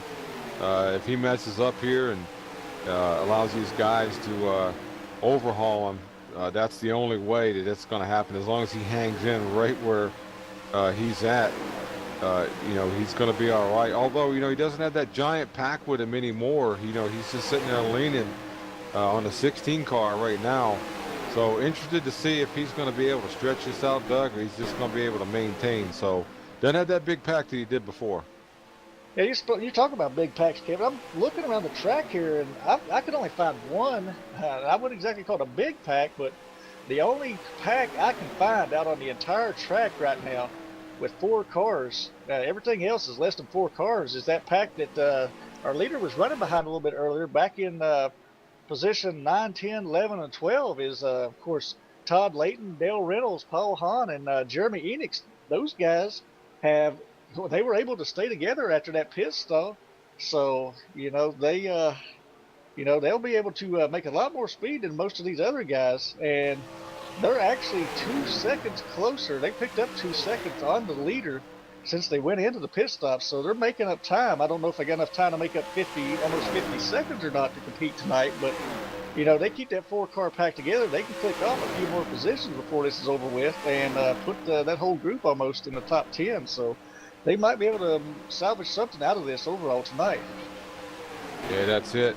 And you know, we're good to the end on fuel, and it's going to be a dogfight from here on out. So why don't we go ahead and take a commercial break here, Doug, for Diamond Medical 500 here at Talladega.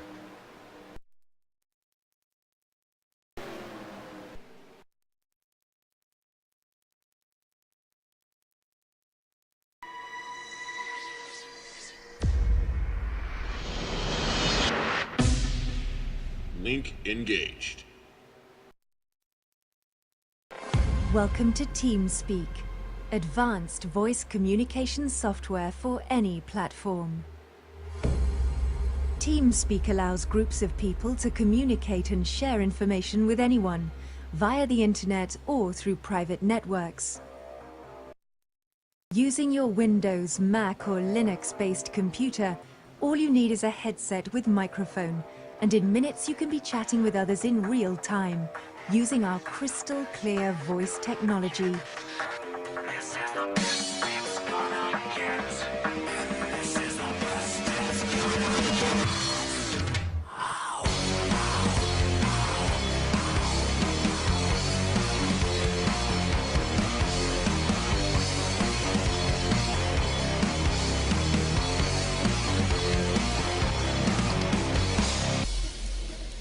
As a pioneer in the industry, TeamSpeak has become one of the most recognized brands in online gaming and voice-over IP solutions.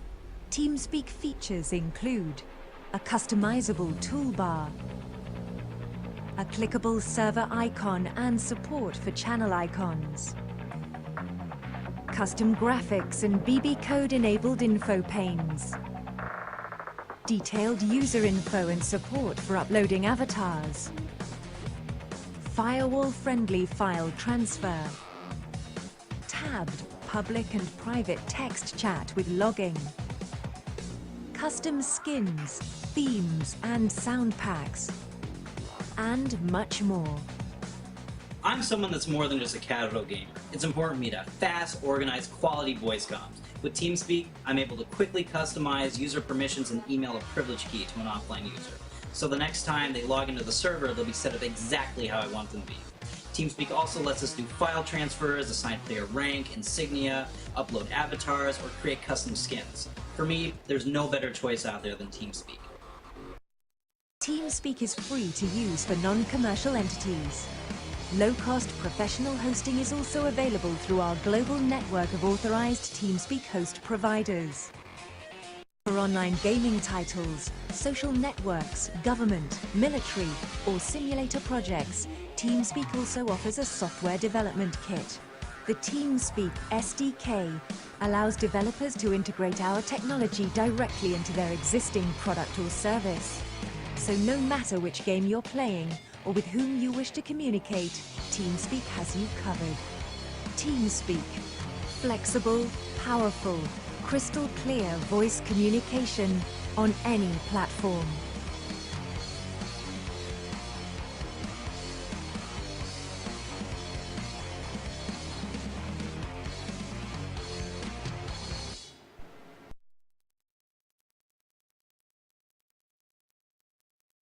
And welcome back live to Talladega Super Speedway tonight here for tonight's presentation of the Diamond Medical 500. And after 163 laps tonight, folks, we have our first caution of the night, Kevin.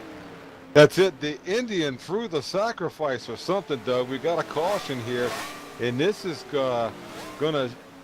all those guys that sit there and battle from 50 seconds down, Doug. Now they're going to reap the benefits from that. And we got the replay up to see what happened. I'm not sure what car was involved in that.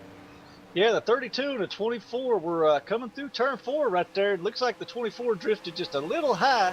32 went to get back behind him and just gave him a little shot in the back that was more than he could handle. It sent that 24 up into the outside wall. And once he bounced off that, came back down across the grass into the inside wall there in the back stretch. So looks like the 24 with some heavy damage after that. Unfortunate incident for the 24. 32 just caught him wrong with that. Just caught him wrong with the bump draft there, Kevin, and sent him on down. That's it. As we get the field gathered up here, want to bring Louis Bussa back in here and just get your thoughts. We've got a short run here now. Yeah, everybody's going to have plenty of gas. I'm sure they're going to come in and put 4 tires on this. Is there any other kind of little tweaks that you would make as a driver, personally, getting ready for a short run here? Well, I'll tell you what, even though we've seen a lot of engines let go, I mean, I wouldn't be surprised to see some guys maybe attempt to add a little bit of tape. I mean, it's a run to the end. You got a lot of guys here that's really, just kind of racing for the win. I mean, including Howard and Christian and, the 34.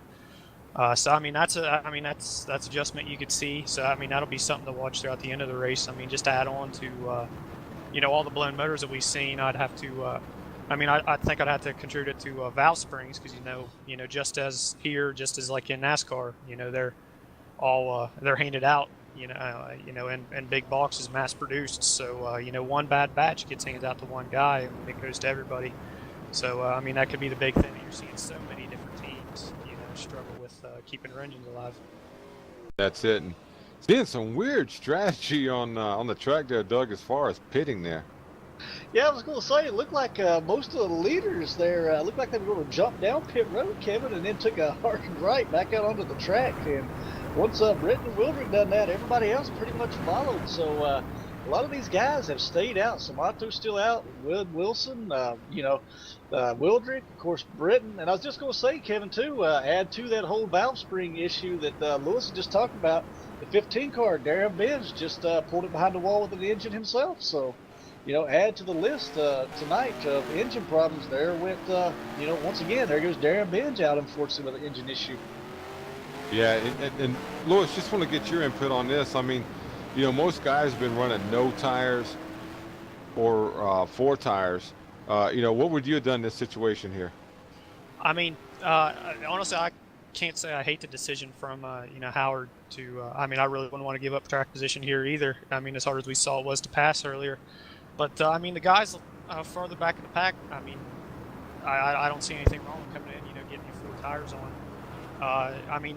Handling's not a lot here, but, it really does help, when you're pushing each other real hard, like we saw with the 24 and the 32. That was just one of those deals where it looked like, the 32 just couldn't decide whether he was passing him or pushing him, and then by the time he made up his decision, he kind of hooked him.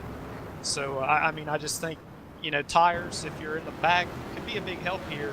Especially while, as hard as these guys are going to be pushing each other. Yeah, and Doug, we're seeing the 27 who gets back on the, he was on the lead lap. He was 50 seconds down. So all that battling back, got him back in position. As we're looking at having 12 or 13 cars now on the lead lap. So these guys battled it out, were able to stay, in front of the leader while they were helping the leader out also. Now, the 7 is fair game now. And I'm going to tell you what, this restart is going to be insane. We got, like I said, 13 guys now probably on the lead lap. So they're going to be battling out now. Everybody's got 4 fresh tires. I think from about 7th back, these guys up front that didn't have tires, you got to kind of question that. It's like Louis Bussa was just saying a while ago, come on and get 4 tires. It's that comfort thing. It never helps. It never hurts to have a little bit extra fuel in there too for ballast and stuff. So got to kind of question some of these guys staying out. That's one of the things I was going to allude to, Kevin, is, those guys who were fighting for so long, kept Wildrick behind him in that pack that he was drafting with for so long, guys like Dale Reynolds, Paul Hahn, Jeremy Enix, Todd Layton. This is a great break for them because, these guys, those 4 ran together for about 100 laps or so out there on the track, just trying to stay on the lead lap, fighting, dog fights, so to speak. They stayed glued nose to tail. Now, I wonder, about 20 laps to go here. If those guys have their spotters talking to each other already, hey, what we've been doing, let's keep doing it. Let's get on that outside line, and try to make something happen and see if these guys spread out like they did, because you're going to have a lot of cars out there right now with some damage too. So, I wonder if those guys are going to try to hook the 4 of those cars back up once again, because they were a quick group right there together. Yeah, and we see the 06 take the lucky dogs. He's lucky to be back on the on a lead lap, where we saw him with 2 pit road speeding penalties. Battled his way back on the lead lap. Of course, he's got to start tail end longest line. But with draft here, we've seen lap cars help lead lap cars all night long with staying up front and making good passes, clean passes. Now, the point I want to get at right now is that patience factor right now is you might as well just drop the window net and throw that out, because a guy that you would just let squeeze in a hole, 75, 80 laps ago, you're not so nice to just let off the throttle and say, go ahead and take that spot, buddy. Just drop in there and we'll race it out after. Right now, it's every position, every man for himself. Yeah, that's a definite, because the patience meter has swung the other way now. It's going to start going towards aggression now.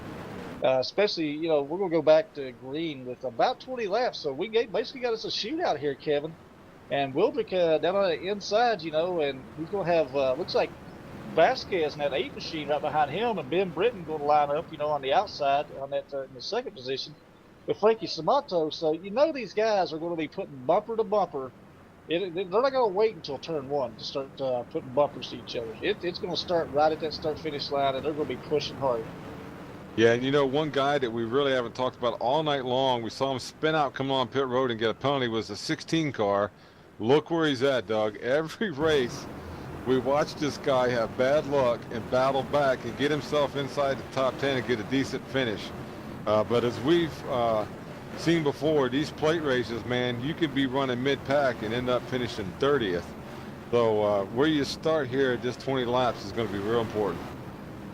Yeah, that's for sure. And like you alluded to, Brian, he's got like a magic horseshoe or a lucky charm of some sort, because he's been there week after week, in times that we've almost counted him out already, and battled back. I mean, if I remember correctly, he was down like 2 or 3 laps at one race a few races ago, and wound up with a top 5 finish. So, you can never count Brian Lee out. That horseshoe seems like it doesn't run out for him.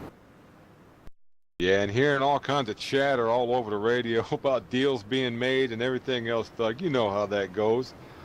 So we'll see. I have a feeling there'll be some upset feelings after this. Hey, man, you were supposed to go with me and you didn't, but, that's just the way it is. You can't tell a racer you're supposed to work with this person. Wow, yeah, and it's one of those things. I hear the 88 Ed Wilson just lost an engine, Kevin, so add to the list another engine let go, as he was, just out there under pace speed, getting ready to come to the green. He loses an engine, so, this track, and it's definitely playing havoc on engines tonight as we get the green flag and head off down the front stretch here. Yeah, and the 32 just did not go at all. Stacking those guys up, and, it looks like they're going to hang him on the outside. It's every man for himself. And wow, as the 44 slides up into the 32, that was close contact right there, Doug. Yeah, a lot of these guys, a lot of them are already dropping to the inside, but looks like Ben Britton and Frankie Samato are out there on that high side by themselves, but looks like they got some help coming right there behind them. Layton's still up on that outside right there, and looks like he's being followed by a few other cars, so they're about to get that outside line stacked up out there, Kevin, and we've got about as many cars in that outside line as what we do on the inside line. So it's going to be interesting to see, if that outside line, whoa, they get a little crazy right there. Yeah, and Lewis, just step in here right now. Where are you thinking? I mean, where do you want to be at right on the track right now? If you're back around 7th or 8th place, how are you looking to get through the pack to get to the front? Well, I'll tell you what, the only way you're going to get by the leader with the people he's got behind him is really, you're going to have to get up there and get on that outside line. But the thing about the outside is it takes a good 2-3 laps to get it going. So, it'd be interesting to see how long these guys wait to do this, because, it just don't take off right away. You kind of got to chip at it. Yeah, that's it, Doug. As we see, it looks right now about 1st through 7th have kind of pulled just a little, a bit away. Is we've got deals going on all up and down pit road, but Doug, like we said, it gets down to 5 to go. There's go right out the windows. We got a line trying to form on the outside there, those guys are trying to get a line up there, but I think they got to have at least a couple more cars to go. Yeah, and you talked about, Lewis talked about, it's going to take a few laps to get that outside line going, Kevin. But looks like, and you even alluded to it, patience kind of out the window.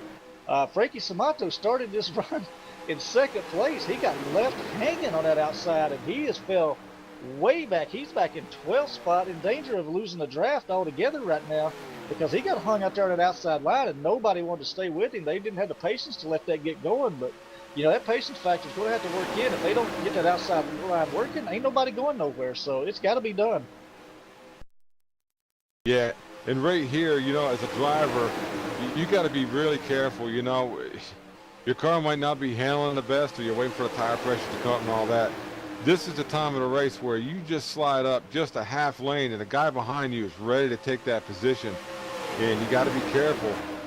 You don't want to get down the apron and get yourself loose and spin out in front of the pack, but you don't want to leave enough room down there either that a car can just tuck his nose up underneath of you, like we said before.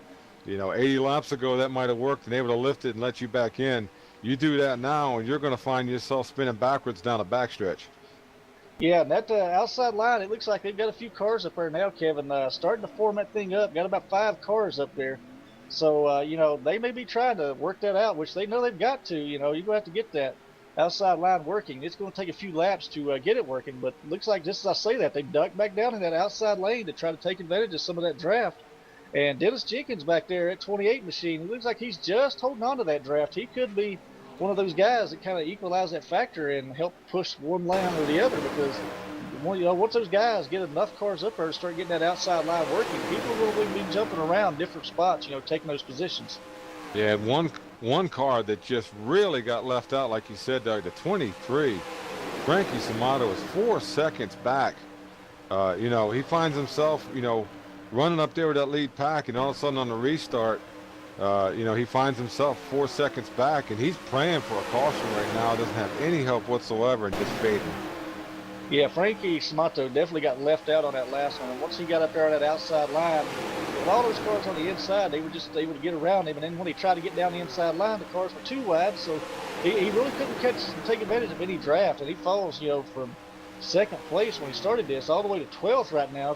Just a few handful of laps into this. So Frankie, just like you said, Frankie's definitely got to be praying for a caution right now to get back up there. I want to bring Lewis back into conversation right now. Lewis, if you're the second place car and you're pushing the leader all over this place, what's your best bet of getting around the leader? You pull out that the third place car is probably going to hang you. Is this track still one that you can slingshot on? No, you're not. He's not really going to be able to pass him without help. So, really, the 08's kind of at the mercy of the 16. I'm thinking if I'm the 8, I'm not going to do it until the last lap, maybe last corner, maybe try to make something happen. At this point, I really think he's just kind of protecting his position. I'm looking at the 16 and the 29, though. I'm thinking those two could possibly make a run here. Brian Lee, the guy just don't stop. He just never quits, and he always finds himself up here at the end of these races. Yeah, and now Lewis, what basically are you saying? Okay, this is like the time you have to do it. You don't want to commit too early. Put yourself out there in the driver's shoes. What lap are you looking to make a move that to minimize? Okay, if I pull out, I'm going to get hung here. Do you wait to the last lap, or do you kind of test the waters a little bit here? Oh yeah, I'd definitely be kind of testing the waters about I'd say 3, sometime within 5 to go. I'll start peeking out, seeing if maybe I can get to 16 to go with me. But the 16 could always be playing with you too. He could show like he's gonna go with you, and then dump you, pull the inside, and just dump you, leave you out there on on your own, and the 8 car is just gonna go straight backwards. Really the best chance I see the 8 having, as like the outside line looks like it may be starting to form, is if an outside line can form and he can jump out in front of it. But at this point, I'm thinking maybe his best bet is just to stay in behind the 7 and try to make the 16 and the 29 beat them. That's it. Doug, I'm sitting here and we see the 44 get shuffled out by the 87, and we have the 87 and the 27 who are teammates there, Doug. They look like they're trying to do something here. So it's like Lewis said, I think they're testing the waters. They've moved up a couple spots. And all of a sudden, Dale Reynolds, who was almost a lap down 3/4 of the race, is sitting there with a teammate in front of him, and they look like they're cooking something up. Yeah, I was going to say, Kevin, he's quite a few of those guys. We've talked about them all night. Wildrick was drafting around, behind some cars that were on the tail end of the lead lap. And, we talk about perseverance paying off. If you look, those out of those cars that were in that group, Jeremy Enix right now running in 4th. Dale Reynolds running in 6th. Todd Layton in 7th. And, those guys, we were talking not that long ago about how the leader was just drafting with a bunch of cars that were about to be a lap down. And now here they are in the top 10.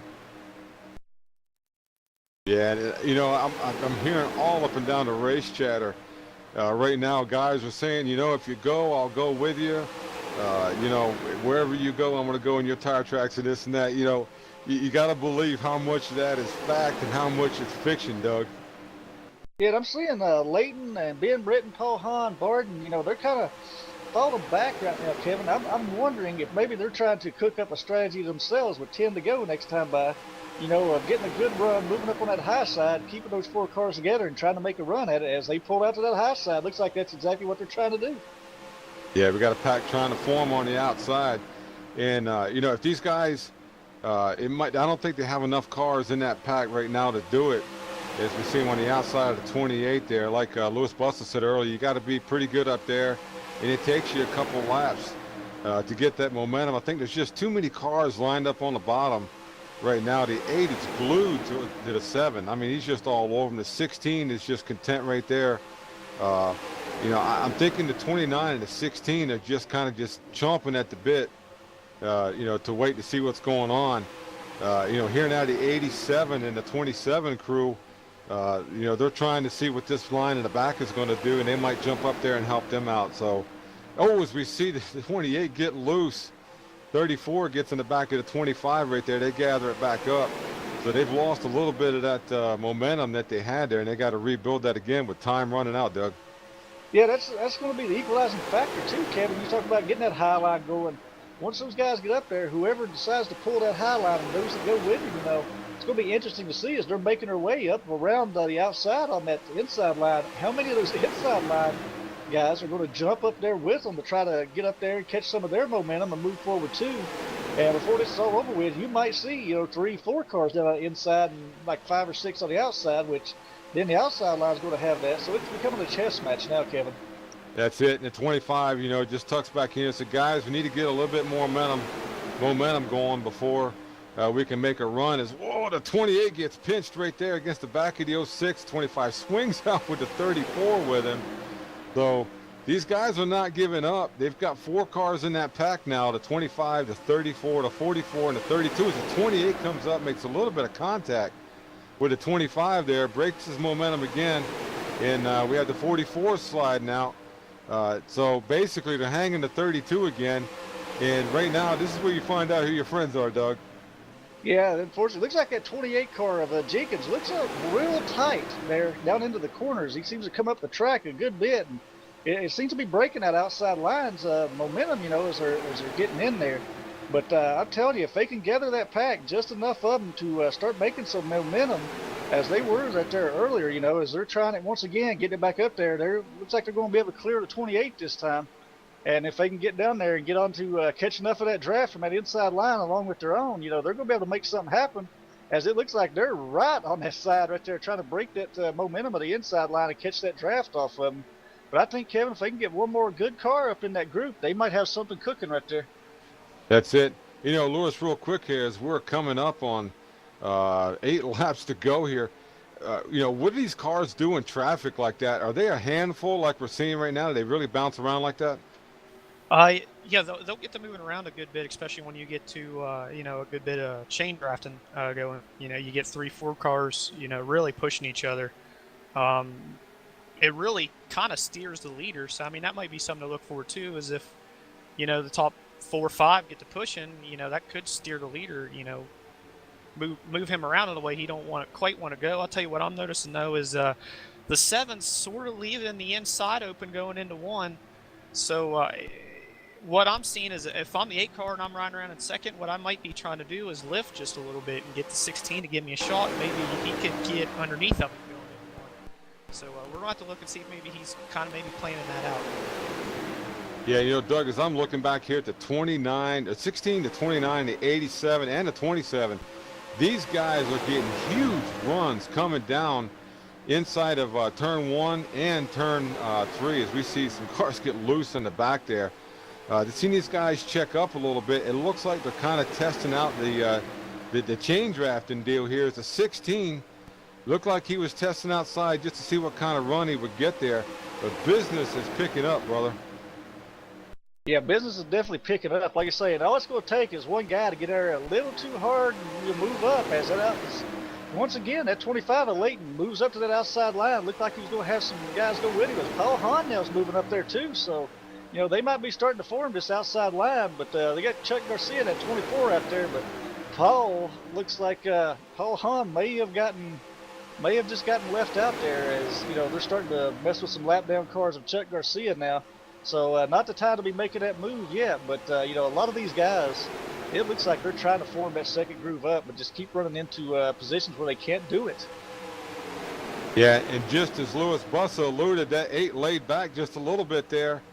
And, you know, I really believe, you know, as Louis was saying a while ago, that might be the key to victory here for that 8 car is backing up and taking some of that speed away from that 7, backing up to that 16 and getting that big momentum push there as we see the 06 out back not having any help as he's stuck on the outside.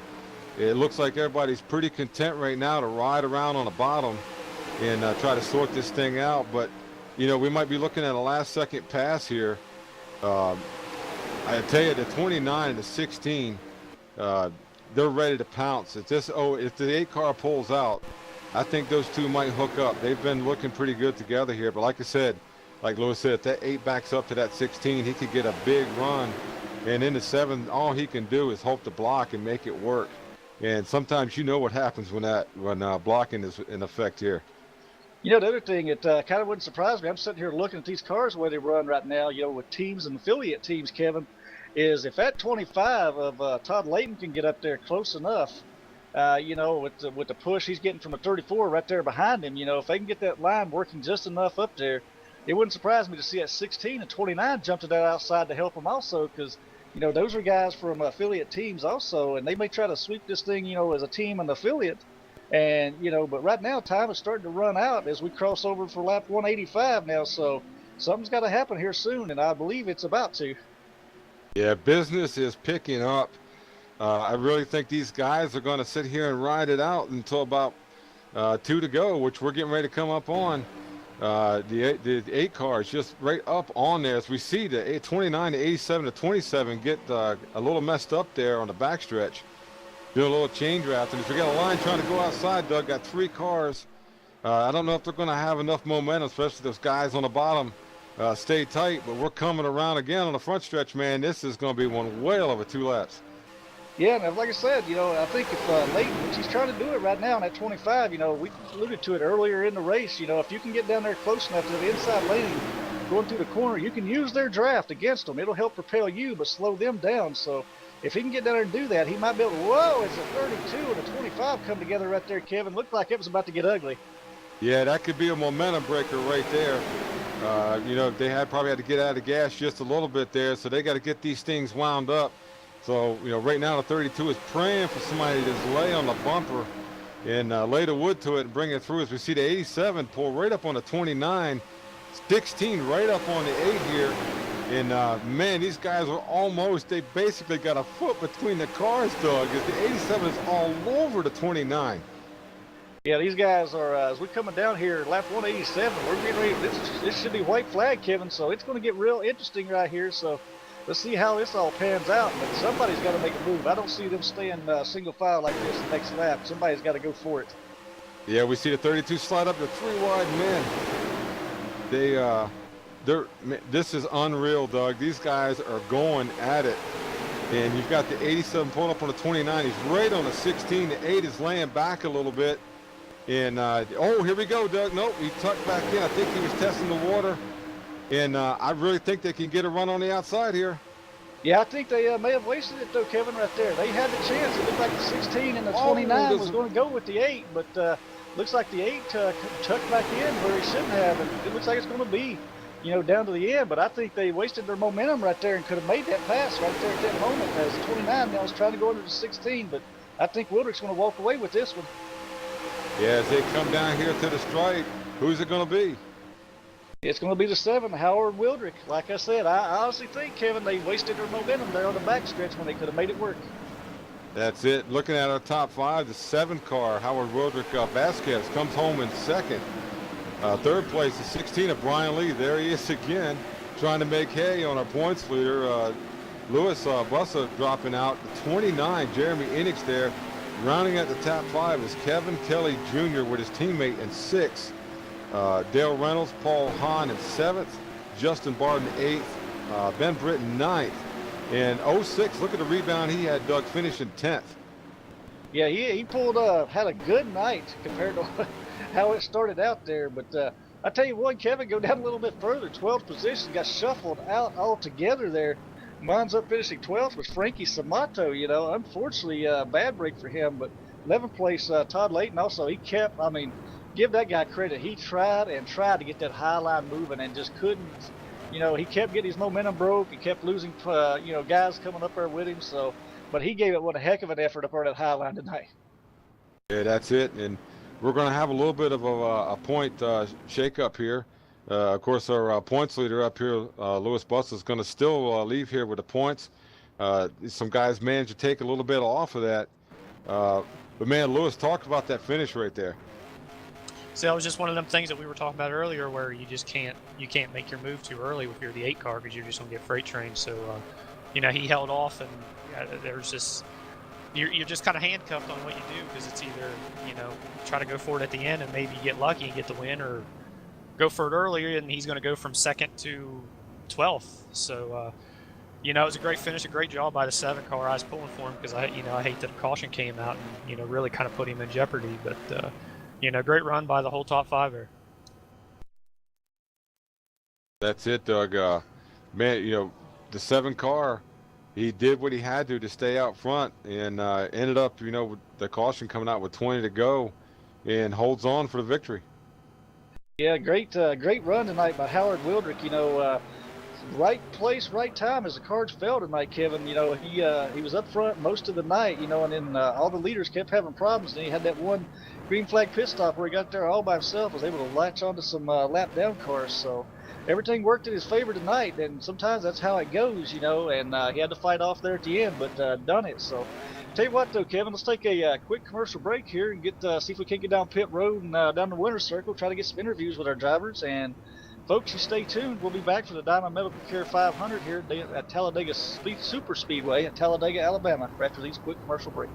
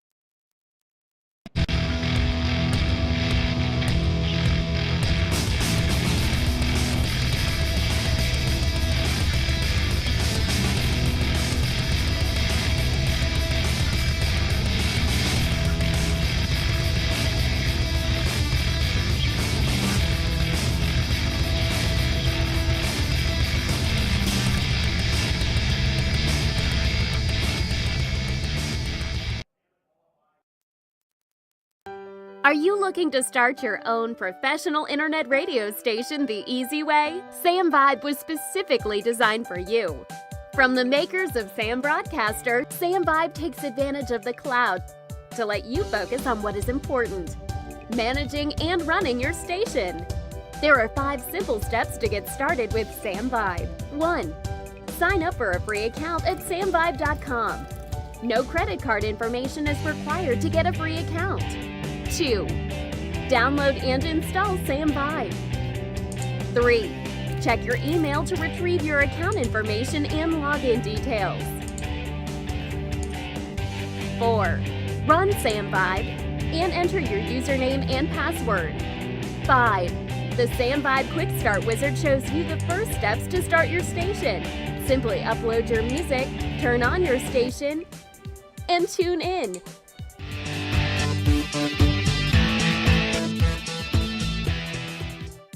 Too easy?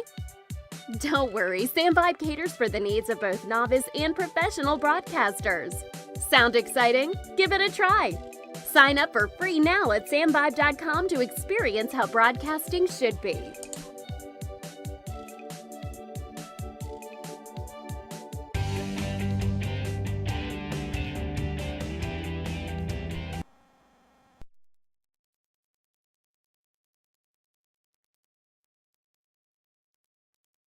And welcome back live to tonight's presentation of the Diamond Medical 500 at Talladega Super Speedway here in Talladega, Alabama, presented by NuffWORLD TV. And what a race it was. It came down to the end there, Kevin. I tell you what, we had a lot of green flag racing, 1 caution tonight. So made it for interesting racing, though, there at the end. So I understand you're standing by with tonight's third place finisher. Yeah, I got the driver number 16, Brian Lee, and I told him last time I was gonna make him buy me a lottery ticket, and I think I'm gonna hold him to that. Brian, again, we find you way back in the pack. You battle all night long to bring it home third, man. Tell us about your race tonight. Yeah, I did it again somehow. I was back to 14th for that caution and somehow made my way to third. About halfway through the race, I was getting into pit road, and I came in way too hot, and I didn't want to run over the guys in front of me, so I kind of cut it off to the grass and ended up with a speeding penalty. Had to do a drive-through and just went as hard as I could. I got to thank Turtle for helping me there, keep up with the field a little bit, and Jeremy for keeping me boxed into third. So I had a lot of help and a little luck there at the end to get that caution and find my way up in the top 5 again.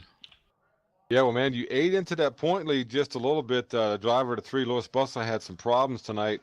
Ended up blowing up, finishing 20th. That puts you 44 points out of first. And we're coming up on another track next week, Martinsville, man. Yeah, I need a little more help like that to have a shot at it. I know he's pretty strong there at Martinsville, so all I gotta do is keep my head down and keep digging and get what I can, I guess. That's it, man. How was your car handling the whole night? Looked like a lot of guys were getting loose off of the corner. We saw a lot of motors blowing up.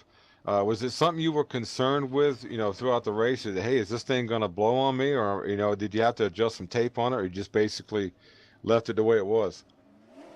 Well, my car felt good. After hearing about guys blowing up, I didn't touch my tape the whole race.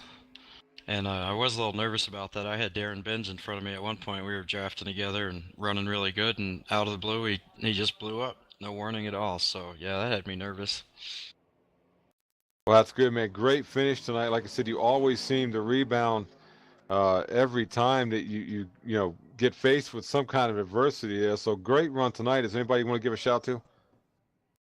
Yeah, all the sponsors that pitch in on this, and you guys up in the booth, and the admins, and everybody we're racing with. I mean, to run that many laps nose to tail and not bring out a caution until the very end there, that's pretty impressive. So just thanks to everybody for the fun we have here. That's it. Driver to 16, Brian Lee. Doug, I hear you got a youngster down there in the 87.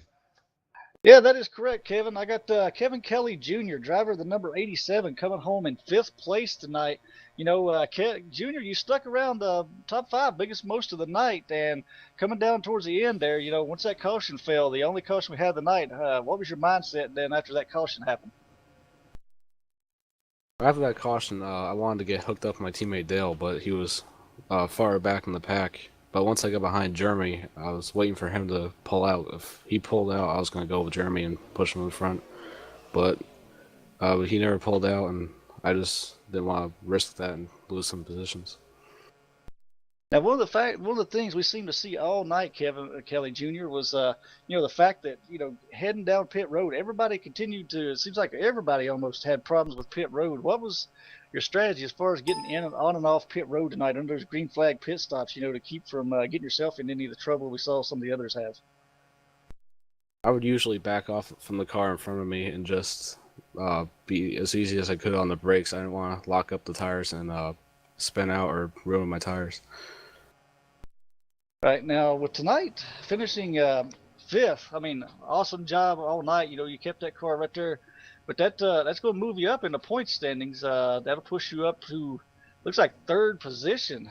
Moving into the points after 6 races. What is your strategy moving on from this race now heading into Martinsville? It's kind of short track with a lot of chance of getting took out like it was tonight. We're just gonna try to keep getting consistent finishes in about the top 5. And Martinsville is the track that we struggled at last spring, so we're gonna try to get a good finish there and improve. All right. Well, that's Kevin Kelly Jr. Coming home top 5 tonight, 4th top 5 of the year. Any special thank yous want to hand out while you're here? I just want to say thanks to all the admins for all the work they do, and my dad for building this car. All right, and there you have it from Kevin Kelly Jr., driver of the number 87, bringing it home in 5th place tonight. And understand, Kevin, you're down on pit road right now with Christian Vasquez? Yeah, I got a driver of the A here, Christian Vasquez. Good to see you back running out here with all the Nuffers, Christian. You were sitting there riding in 2nd place, man. It must have been nervous. You knew if you pull out, you're probably going to be freight train. Talk about the last couple laps. Yeah, man, I was just trying to see where I can sneak my nose in, get him in a position where if he came down, he might have spun himself, try to let off before 3 and, try to get a run at him at, 2 trial. But it just never happened. I just never had that bump from behind and be able to, get that little bit of spin more to be able to try to do something. And I knew, if I went to the outside, I was pretty much screwed, so I just tried to, hang in there. I got to ask you, Christian, were you getting nervous when all your teammates started blowing motors out there? I knew, at the beginning, we were running a little bit too much tape and we were pushing it. But then we went down on it, and I just lived it there and, try to, conserve the motor in certain, point, not push it as hard as we were in the first run. But not really. It was just trying to get partners at that point. Shout out to Bibi, he helped me out through the last part of the race, but that caution got us separated. So yeah, now you've I know you've been taking some time off, but you've been racing a lot here lately. Are you going to be running some more races in the chase coming up, or you're going to take a break for it? And if you are, tell us about what your plans for Martinsville are. Man, I hope I can race Martinsville. That's a fun track. You get in your rhythm. And a lot of traffic. You gotta keep your cool. But yeah, I hope I can make those. And I can't wait for Homestead. He's already looking for the end of the season. Christian, is there anybody you want to give a shout out to? Yeah, man. I get shout out to my teammates, Lewis, Bruce. We're drafting today. Lewis, we're building that setup. I want to shout out Baby. He helped me out through a part of the race and drafting, and you guys in the booth making a great job. Appreciate it. That's the driver of the A car, Christian Vasquez, all the way from Costa Rica there. And understand that you have our winner down there in Victory Circle. Yeah, that's correct. I'm standing by down here with Howard Wildrick, driver of the number 7, who brought it home in 1st place tonight. First of all, I want to say congratulations, Howard. Well-deserved win tonight. And if I ain't mistaken, that's your first win over here on the VSU Cup Series. Am I correct? Yeah, that's my first win over here. I'm very happy about it.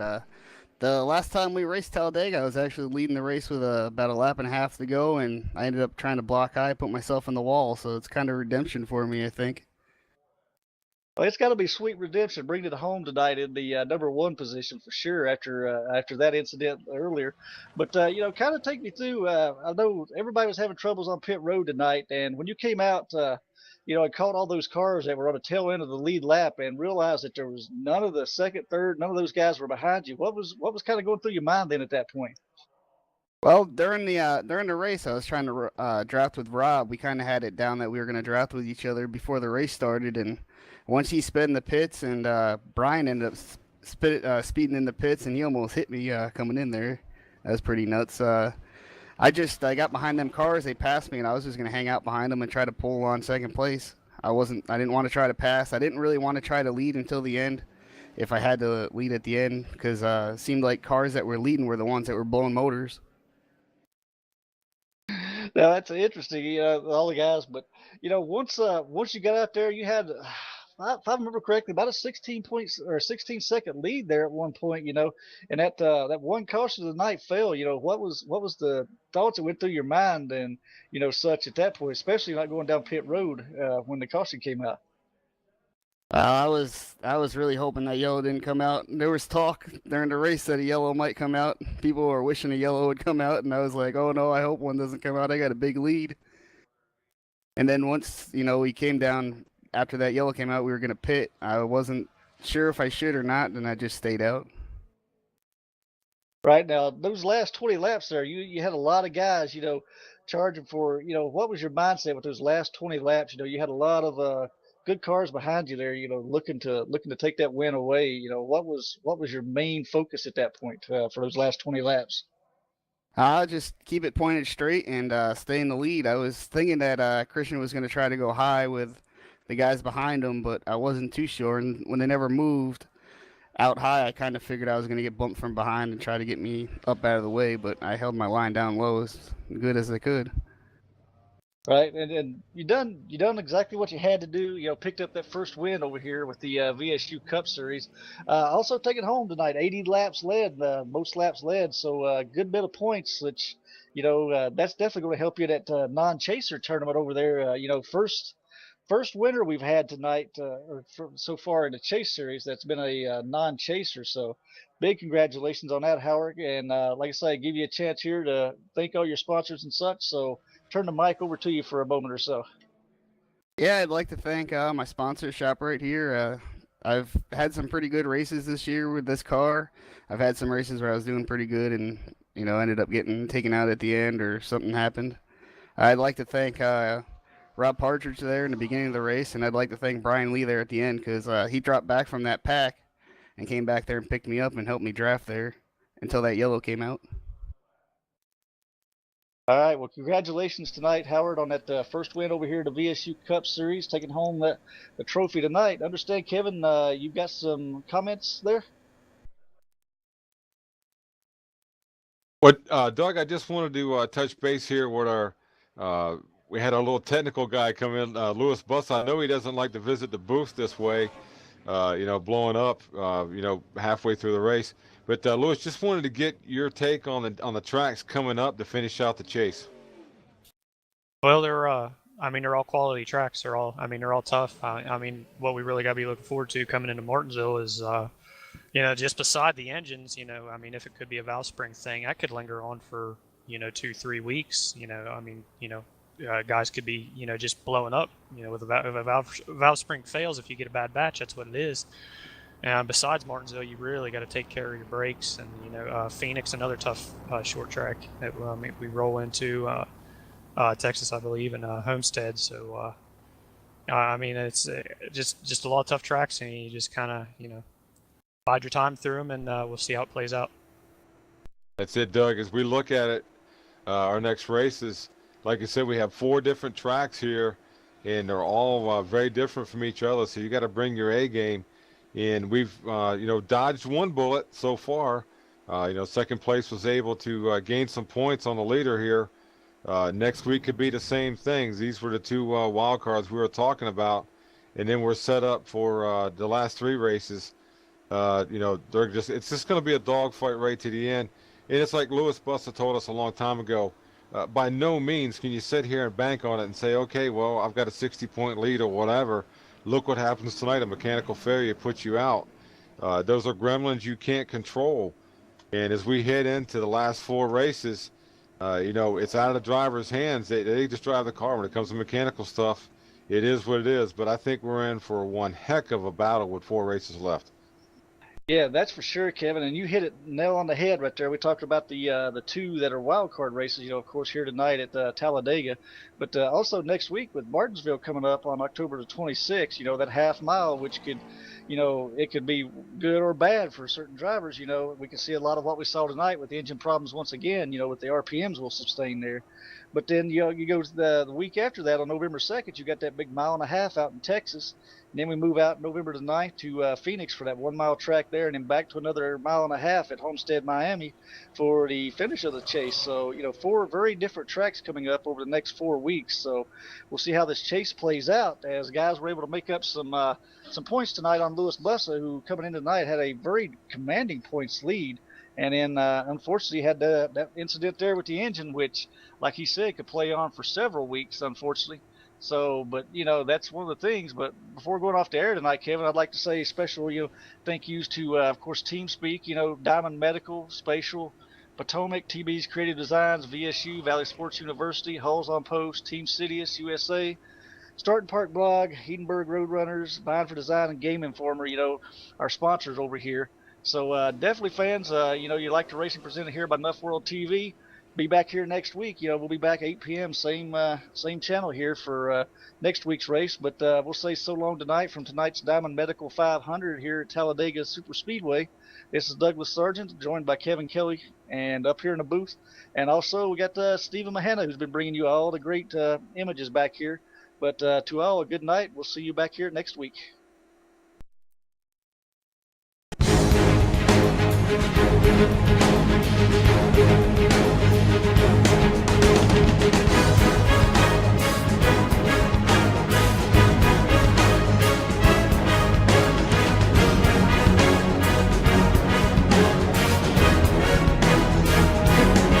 You don't even have to run that long, Doug. It's just a few laps. You start running a half a second slower than everybody else, you'll find yourself with a leader on your butt real soon. Whoa, looks like a 32 of Barton. Oh, and Wilderson collected as well as Dale. Carlson's out. Right on the front stretch. Oh my goodness! Wow. Oh, it's close. Gets off the bumper of looks like the 33 got into the back of the 12 and wrecked. I'm not sure if we have that on replay, but the 12 went to spin it down on the inside.